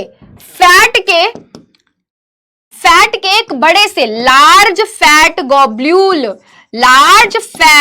ग्लोब्यूल को कन्वर्ट कर देना स्मॉल फैट ग्लोब्यूल में। This process is known as emulsification of fat. इसी प्रोसेस को हम बोलते हैं इमल्सिफिकेशन ऑफ फैट। इसी को हम बोलते हैं इमल्सिफिकेशन ऑफ फैट। ठीक है, तो ये कौन कर रहा है दोस्तों? ये कौन कर रहा है? ये बाइल जूस कर रहा है। बाइल जूस किसने बना के दिया? तो लिवर ने बना के दिया। किसको दिया? स्मॉल इंटेस्टाइन को दिया। अब बात यह है कि भाई खाना आया है कहां से? स्टमक से। स्टमक में क्या था? स्टमक में याद करो, स्टमक में HCl था, जिसके कारण हमारा फूड एसिडिक हो गया था। अब इतना एसिडिक फूड हो गया है, उसको थोड़ा क्या करना पड़ेगा बेटा? एल्कलाइन करना पड़ेगा। तो बाइल जूस क्या करता है बेटा? हमारे फूड को एल्कलाइन कर देता है। ये दोनों पॉइंट बहुत इंपॉर्टेंट है। बाइल जूस का काम क्या है? फैट को तोड़ना, इमल्सिफिकेशन करना और फूड को एल्कलाइन करना। ठीक है, अब बेटा इतना काम कर दिया लिवर ने। अब कहता है लिवर जा, अब थोड़ी सी हेल्प ना पेनक्रिया से ले ले। अब पेनक्रिया क्या करता है बेटा? पेनक्रिया कहता है भाई तू टेंशन मत ले, मैं तेरी हेल्प करूंगा, तू टेंशन मत ले। तो पेनक्रिया क्या करता है बेटा? पेनक्रिया भी थोड़ी हेल्प करता है स्मॉल इंटेस्टाइन की। वो क्या करता है बेटा? एक जूस बनाता है जिसका नाम होता है पेनक्रियाटिक जूस। अब पेनक्रियाटिक जूस के अंदर बेटा 3 चीजें पाई जाती हैं। एक होता है पेनक्रियाटिक अमाइलेज, एक होता है ट्रिप्सिन और एक होता है लाइपेस। पेनक्रियाटिक जूस के अंदर 3 चीजें पाई जाती हैं। पेनक्रियाटिक अमाइलेज कार्बोहाइड्रेट के डाइजेशन में हेल्प करता है, ट्रिप्सिन प्रोटीन के डाइजेशन में हेल्प करता है और लाइपेस क्या करता है बेटा? जो ये फैट इमल्सिफाई हो गए हैं इनको और ज्यादा तोड़ने में हेल्प करता है। यानी कि इतने तो ये हो ही गए थे, इतने तो ये टूट चुके हैं, इनको और छोटा और छोटे पार्टिकल्स कर देता है। कौन कर रहा है भाई? लाइपेज, जो कि किसने बना के दिया है? पेनक्रियाटिक जूस ने बना के दिया है जी। समझ गए? ठीक है, अब काफी हेल्प हो जाती है। स्मॉल इंटेस्टाइन के अंदर बाइल ने अपना कमाल दिखाया, पेनक्रियाटिक जूस ने अपना कमाल दिखाया और काफी हद तक क्या है बेटा? फूड हमारा डाइजेस्ट हो गया है। बट अभी भी क्या है? बहुत सारा फूड डाइजेस्ट नहीं हुआ है। अभी भी क्या हुआ है? बहुत सारा फूड डाइजेस्ट नहीं हुआ है। तो अब क्या है बेटा? अब आता है final hero, small intestine. Small intestine कहता है यार देखो, वैसे तो तुमने मेरी हेल्प कर दी, thank you guys, thank you बिडू, तू मेरा बेस्ट बडी है। अब स्मॉल इंटेस्टाइन क्या करता है? स्मॉल इंटेस्टाइन क्या करता है बेटा? फाइनल डाइजेशन करता है फूड की। स्मॉल इंटेस्टाइन क्या करता है बेटा? स्मॉल इंटेस्टाइन में बनता है इंटेस्टाइनल जूस और इंटेस्टाइनल जूस के जो एंजाइम्स होते हैं बेटा क्या करते हैं? फाइनल डाइजेशन करते हैं फूड की। ठीक है, फाइनल डाइजेशन करते हैं फूड की। तो ये याद रखेंगे, जब फाइनल डाइजेशन होती है फूड की तो क्या होता है? फाइनल डाइजेशन होती है फूड की तो क्या होता है? जितने भी कार्बोहाइड्रेट हमने खाए थे वो इवेंचुअली किस में कन्वर्ट हो जाते हैं? जितने भी कार्बोहाइड्रेट्स हमने खाए थे वो कन्वर्ट हो जाते हैं बेटा ग्लूकोज में। जितने भी बेटा हमने प्रोटीन खाए थे, जितना भी प्रोटीन हमने कंज्यूम किया था अपने फूड में, वो कन्वर्ट हो जाता है बेटा अमीनो एसिड में। और बेटा जितना भी फैट हमने खाया था वो कन्वर्ट हो जाता है बेटा फैटी एसिड प्लस ग्लिसरॉल में। और फाइनली फूड पूरे तरीके से क्या हो गया है? डाइजेस्ट हो गया है। अब ये सारी चीजें कौन सी सारी चीजें? ग्लूकोज, अमीनो एसिड, ग्लिसरॉल, ये सब कुछ कहां पड़ा है बेटा? ये सारी चीजें हमारे स्मॉल इंटेस्टाइन के अंदर पड़ी हुई हैं। ये सारी चीजें कहां है बेटा? ये सारी चीजें ये हमारे स्मॉल इंटेस्टाइन के अंदर पड़ी हुई हैं। इमेजिन करो ये क्या है? ये हमारा स्मॉल इंटेस्टाइन है। यहाँ पे ग्लूकोज है, अमीनो एसिड्स हैं, फैटी एसिड है, ग्लिसरॉल है और ये सब काम की चीजें हैं। ये सब क्या है बेटा? काम की चीजें हैं। तो हमारे स्मॉल इंटेस्टाइन के अंदर अब क्या होता है बेटा? इसका एब्जॉर्प्शन होता है। अब एब्जॉर्प्शन कैसे होता है? ध्यान से देखेंगे। हमारा स्मॉल इंटेस्टाइन के अंदर क्या होते हैं बेटा? फिंगर लाइक प्रोजेक्शंस, ऐसे फिंगर लाइक प्रोजेक्शंस ना, उंगलियों जैसे फिंगर लाइक प्रोजेक्शंस होते हैं, जिनके अंदर क्या होती हैं? जिनके अंदर ब्लड वेसल्स होती हैं। अगर मैं कैसे भी करके इस फूड को, अगर मैं कैसे भी करके बेटा इस फूड को इस विलाय के अंदर भेज दूं तो ब्लड के अंदर फूड चला जाएगा, और अगर एक बारी ब्लड के अंदर फूड चला गया तो ब्लड उसको सेल के पास ले जाएगा। ध्यान से देखेंगे बेटा, इमेजिन करना है आपको, ये आपका स्मॉल इंटेस्टाइन है और स्मॉल इंटेस्टाइन के अंदर आपको छोटे छोटे छोटे छोटे फिंगर लाइक प्रोजेक्शंस दिख रहे हैं बेटा। तो अंदर से आपका स्मॉल इंटेस्टाइन कुछ ऐसा दिखता है, अंदर से बेटा आपको आपका स्मॉल इंटेस्टाइन कुछ ऐसा दिखेगा। और इनको और अगर हम क्या करें बेटा, इनको अगर हम और ऑब्जर्व करेंगे तो ये देखो आपके विलाय के अंदर क्या है, विलाय के अंदर ब्लड वेसल्स हैं, ब्लड वेसल्स हैं, और ब्लड वेसल्स के अंदर क्या होता है, ब्लड वेसल्स के अंदर ब्लड होता है। तो पेपर में क्वेश्चन आएगा कि कौन से स्ट्रक्चर्स होते हैं जो खाने को एब्जॉर्ब करने में हेल्प करते हैं, जल्दी से बताएंगे बेटा। तो हमारा स्मॉल इंटेस्टाइन है, स्मॉल इंटेस्टाइन के अंदर विलाय नाम के फिंगर लाइक प्रोजेक्शंस होते हैं, विलाय के अंदर ब्लड वेसल्स होती हैं, ब्लड वेसल्स के अंदर ब्लड होता है, और एक बारी जब ब्लड को फूड मिल जाता है तो क्या करती हैं बेटा, कैरी करती हैं फूड को टू ऑल सेल्स, ठीक है, या फिर ट्रांसपोर्ट लिखो, कैरी की जगह लिखो ट्रांसपोर्ट, और हमारे सेल को ये फूड मिल जाएगा और हमारे सेल की हो जाएगी बल्ले बल्ले, क्योंकि इसी फूड को यूज करके वो क्या करेगा, ग्रोथ करेगा, डेवलपमेंट करेगा, रिपेयर करेगा एंड सो ऑन करेगा। पेपर में क्वेश्चन आएगा ही आएगा, पेपर में क्वेश्चन आएगा ही आएगा कि फूड के एब्जॉर्प्शन में कौन हेल्प करता है, फिंगर लाइक प्रोजेक्शन जिनका नाम है villi, villi help in the absorption of food. Final digestion कहां होती है, फाइनल डाइजेशन कहां होती है, स्मॉल इंटेस्टाइन में। इसके बाद बेटा जो भी खाना डाइजेस्ट नहीं हो पाया, एब्जॉर्ब नहीं हो पाया, वो लार्ज इंटेस्टाइन में जाता है। लार्ज इंटेस्टाइन को बेटा, लार्ज इंटेस्टाइन को हम कोलोन भी बोलते हैं। जितना भी पानी होता है बेटा वो यहां पर एब्जॉर्ब होता है।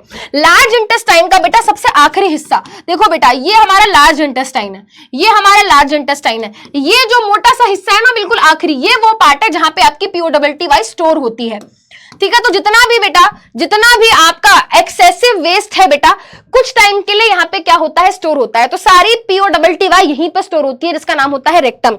और फाइनली बेटा एक टाइम होता है जब ये पूरा का पूरा भर जाता है, आपकी बॉडी में प्रेशर डेवलप होता है और आप कहते हो कि भाई इसको तो बाहर निकालना पड़ेगा। तो यहाँ पे एक मसल होती है जिसका नाम होता है एनल स्फिंक्टर मसल। उसकी मदद से क्या होता है बेटा, उसकी मदद से क्या होता है, खाना हमारे एनस के थ्रू, है ना, वेस्ट बल्कि नॉट खाना, undigested waste, undigested food and food क्या होता है बेटा, एनस के थ्रू बाहर रिलीज हो जाता है और इजेशन की प्रोसेस हो जाती है, ठीक है। तो इजेशन हो जाता है, सारा खाना जो भी डाइजेस्ट नहीं हुआ, एब्जॉर्ब नहीं हुआ, यहां से बाहर निकलता है, ठीक है। अच्छा, अब यहां पे बस एक पॉइंट और है, उसके बाद हम क्लास खत्म करते हैं बेटा। अगर हम हर्बीवोर्स की बात करें, हर्बीवोर्स का जो स्मॉल इंटेस्टाइन होता है बेटा वो कार्निवोर्स से बहुत ज्यादा लंबा होता है। हर्बीवोर्स का small intestine is very much longer than carnivores.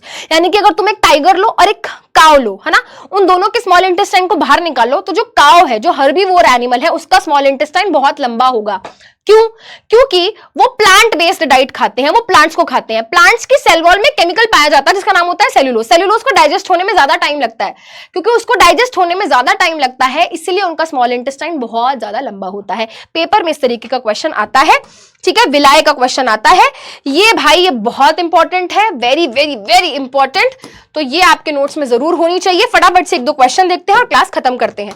जल्दी से बताएंगे बेटा इस क्वेश्चन का आंसर क्या होगा, जल्दी से बताएंगे बेटा इस क्वेश्चन का आंसर क्या होगा। I am starting the poll. 2024, 23, 22, 20 में क्या क्वेश्चन आया है भाई। ये opening and closing of stomata किस वजह से होती है, गैसेस के प्रेशर की वजह से, वाटर के in and out of the movement की वजह से, लाइट की वजह से, या फिर carbon dioxide in and out जब मूव करती है उसकी वजह से।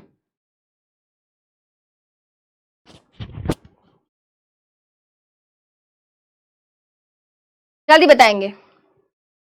तो बेटा जब पानी गार्ड सेल के अंदर जाता है, गार्ड सेल फूलते हैं, स्टोमेटा ओपन। जब बाहर जाता है पानी, गार्ड सेल पिचक जाते हैं, guard cells shrink and stomata close. तो आंसर ऑप्शन बी हो गया। अगेन यार 0% ही आ रहा है, कोई फायदा नहीं है करने का। चलिए बेटा आप बताओ कौन सा ऑर्गेनिज्म है जो अपने फूड को अपनी बॉडी से बाहर तोड़ता है। तो बेटा ऐसा होता है किसके अंदर, ऐसा होता है सेप्रोफाइट्स के अंदर। सेप्रोफाइट्स कौन से ऑर्गेनिजम्स होते हैं बेटा, जैसे कि fungi, Rhizopus is the correct answer. बेटा याद रखेंगे ऐसा सेप्रोफाइट्स ट्रॉफ्स या फिर सेप्रोफाइट्स में होता है। मोस्ट ऑफ द फंजाई बेटा यही होते हैं, तो फंजाई, राइजोपस। ठीक है, चलिए आगे चलते हैं। नेक्स्ट क्वेश्चन, गैस्ट्रिक जूस निकलता है गैस्ट्रिक ग्लैंड्स में, उसमें हाइड्रोक्लोरिक एसिड होता है, म्यूकस होता है, पेप्सिन होता है। अगर बेटा वहां पर हाइड्रोक्लोरिक एसिड नहीं होगा तो कौन सी एक्टिविटी ढंग से नहीं हो पाएगी? अगर HCl नहीं होगा हमारा पेप्सिन एक्टिवेट नहीं हो पाएगा, और अगर पेप्सिन एक्टिवेट नहीं हुआ तो प्रोटीन का डाइजेशन नहीं होगा, तो डाइजेशन ऑफ प्रोटीन ढंग से नहीं हो पाएगा। ठीक है, आपको बेटा स्टेटमेंट देखनी है, 2023 पेपर में क्वेश्चन आया था, आपको बताना है कौन सी स्टेटमेंट करेक्ट नहीं है, आपको फॉल्स स्टेटमेंट बतानी है। जो स्मॉल इंटेस्टाइन की लेंथ होती है एनिमल में वो डिफर करती है, ट्रू, और डिपेंड करती है किस तरीके का वो खाना खाते हैं, बिल्कुल सही स्टेटमेंट है। स्मॉल इंटेस्टाइन वो जगह है जहां पे खाना पूरे तरीके से डाइजेस्ट होता है, बिल्कुल सही, ट्रू स्टेटमेंट है। स्मॉल इंटेस्टाइन को बेटा लिवर और पेनक्रिया हेल्प करते हैं, बिल्कुल सही, ट्रू स्टेटमेंट है, बिल्कुल। विलाय जो होता है स्मॉल इंटेस्टाइन का, वाटर एब्जॉर्ब करता है। ओहो भाई साहब, स्मॉल इंटेस्टाइन करता है, लार्ज इंटेस्टाइन करता है बेटा, लार्ज इंटेस्टाइन। गलत है बेटा, ये गलत है, फॉल्स स्टेटमेंट है, यही आंसर होगा, और यही आंसर होगा। ठीक है, चलिए, secretion of less saliva in mouth will affect the conversion of, बेटा अगर हमारे माउथ में सलाइवा कम सिक्रीट होगा तो क्या होगा बेटा? स्टार्च सिंपल शुगर में कन्वर्ट नहीं हो पाएगा, तो आंसर यहां पर हो गया ऑप्शन सी, ऑप्शन सी। ठीक है, उसके अलावा बेटा आपको बताना है यहां पर 1 2 3 है ना, यहां पे कौन से एंजाइम रिलीज होते हैं बेटा? माउथ में क्या होता है? Salivary amylase. ठीक है, ये वाला पार्ट क्या है? लिवर, लिवर में क्या होता है? बाइल, और ये पेनक्रिया है तो यहां पे होता है ट्रिप्सिन। आंसर क्या हो गया बेटा? ऑप्शन बी हो गया। किस तरीके के क्वेश्चन आते हैं बेटा? ठीक है, हमने यहाँ पे कुछ क्वेश्चंस देख लिए। ह्यूमन एलिमेंट्री कैनाल का डायग्राम बनाना है, लेबल करना है, तो बेटा इस तरीके से आप डायग्राम बनाएंगे और पार्ट्स को लेबल करेंगे। ठीक है, आपको बताना है absorption of food small intestine में क्यों होता है? क्योंकि वहां पर विलाय पाई जाती है। विलाय की खासियत क्या है? फिंगर लाइक प्रोजेक्शंस है, सरफेस एरिया ज्यादा होता है, वहां पे ब्लड वेसल्स होती हैं, तो डायरेक्टली खाना ब्लड में चला जाता है। So this is how you will be writing the answers. ठीक है, सरफेस एरिया बढ़ाते हैं वो, और वहां पे क्या है? ब्लड सप्लाई है, तो डायरेक्टली खाना ब्लड में और ब्लड से सेल्स में। ठीक है, आपको क्या करना है भाई? इन सब चीजों के फंक्शन बताने हैं। हाइड्रोक्लोरिक एसिड एसिडिक मीडियम देता है, विलाय खाने के एब्जॉर्प्शन में हेल्प करता है, एनल स्फिंक्टर एक मसल है जो एनस पे पाई जाती है और ये POWTY को रिलीज करने में हेल्प करती है। लाइपेज फैट को तोड़ता है, सलाइवरी अमाइलेज स्टार्च को ब्रेक डाउन करता है। ठीक है, चलिए ये बताएंगे बेटा एंजाइम ट्रिप्सिन का काम क्या है? प्रोटीन को तोड़ना। लाइपेज का काम क्या है? फैट को तोड़ना। सेम बेटा बार बार क्वेश्चन आ रहा है, फिंगर लाइक प्रोजेक्शंस, विलाय के ऊपर पेपर में क्वेश्चन आएगा। ठीक है, इस तरीके से बेटा फोटोसिंथेसिस के ऊपर भी क्वेश्चन आएंगे। प्रोसेस का नाम बताना है जिससे प्लांट्स के अंदर प्रोसेस फूड बनता है, फोटोसिंथेसिस। ठीक है, उसके बाद रॉ मटेरियल पूछा है, 4 रॉ मटेरियल होते हैं। क्या होते हैं 4 रॉ मटेरियल? CO2 है, वाटर है, सनलाइट है, क्लोरोफिल है। और फिर आपको क्या करना है? केमिकल इक्वेशन लिखनी है, और 3 इवेंट्स बताए थे वो आपको ऐसे कैसे छाप के आ जाने हैं और फुल मार्क्स मिल जाएंगे मेरे दोस्तों आपको। ठीक है, तो ये क्या है बेटा? हमारा आंसर है। एक क्वेश्चन मैं आप सभी बच्चों को दे रही हूं होमवर्क में, और मैं चाहती हूं बेटा इस क्वेश्चन का आंसर तुम प्लीज ऑनेस्टी से खुद करना। ठीक है, मुझे इस क्वेश्चन का आंसर सभी बच्चे कमेंट्स में बताएंगे, प्रॉमिस करो। और बेटा नो चीटिंग, है ना, नो चीटिंग एट ऑल। ठीक है, चलिए, so that's all for today's class. मिलते हैं बेटा अब नेक्स्ट क्लास में, स्टार्ट करेंगे next topic respiration the next class. Thank you so much, bye bye.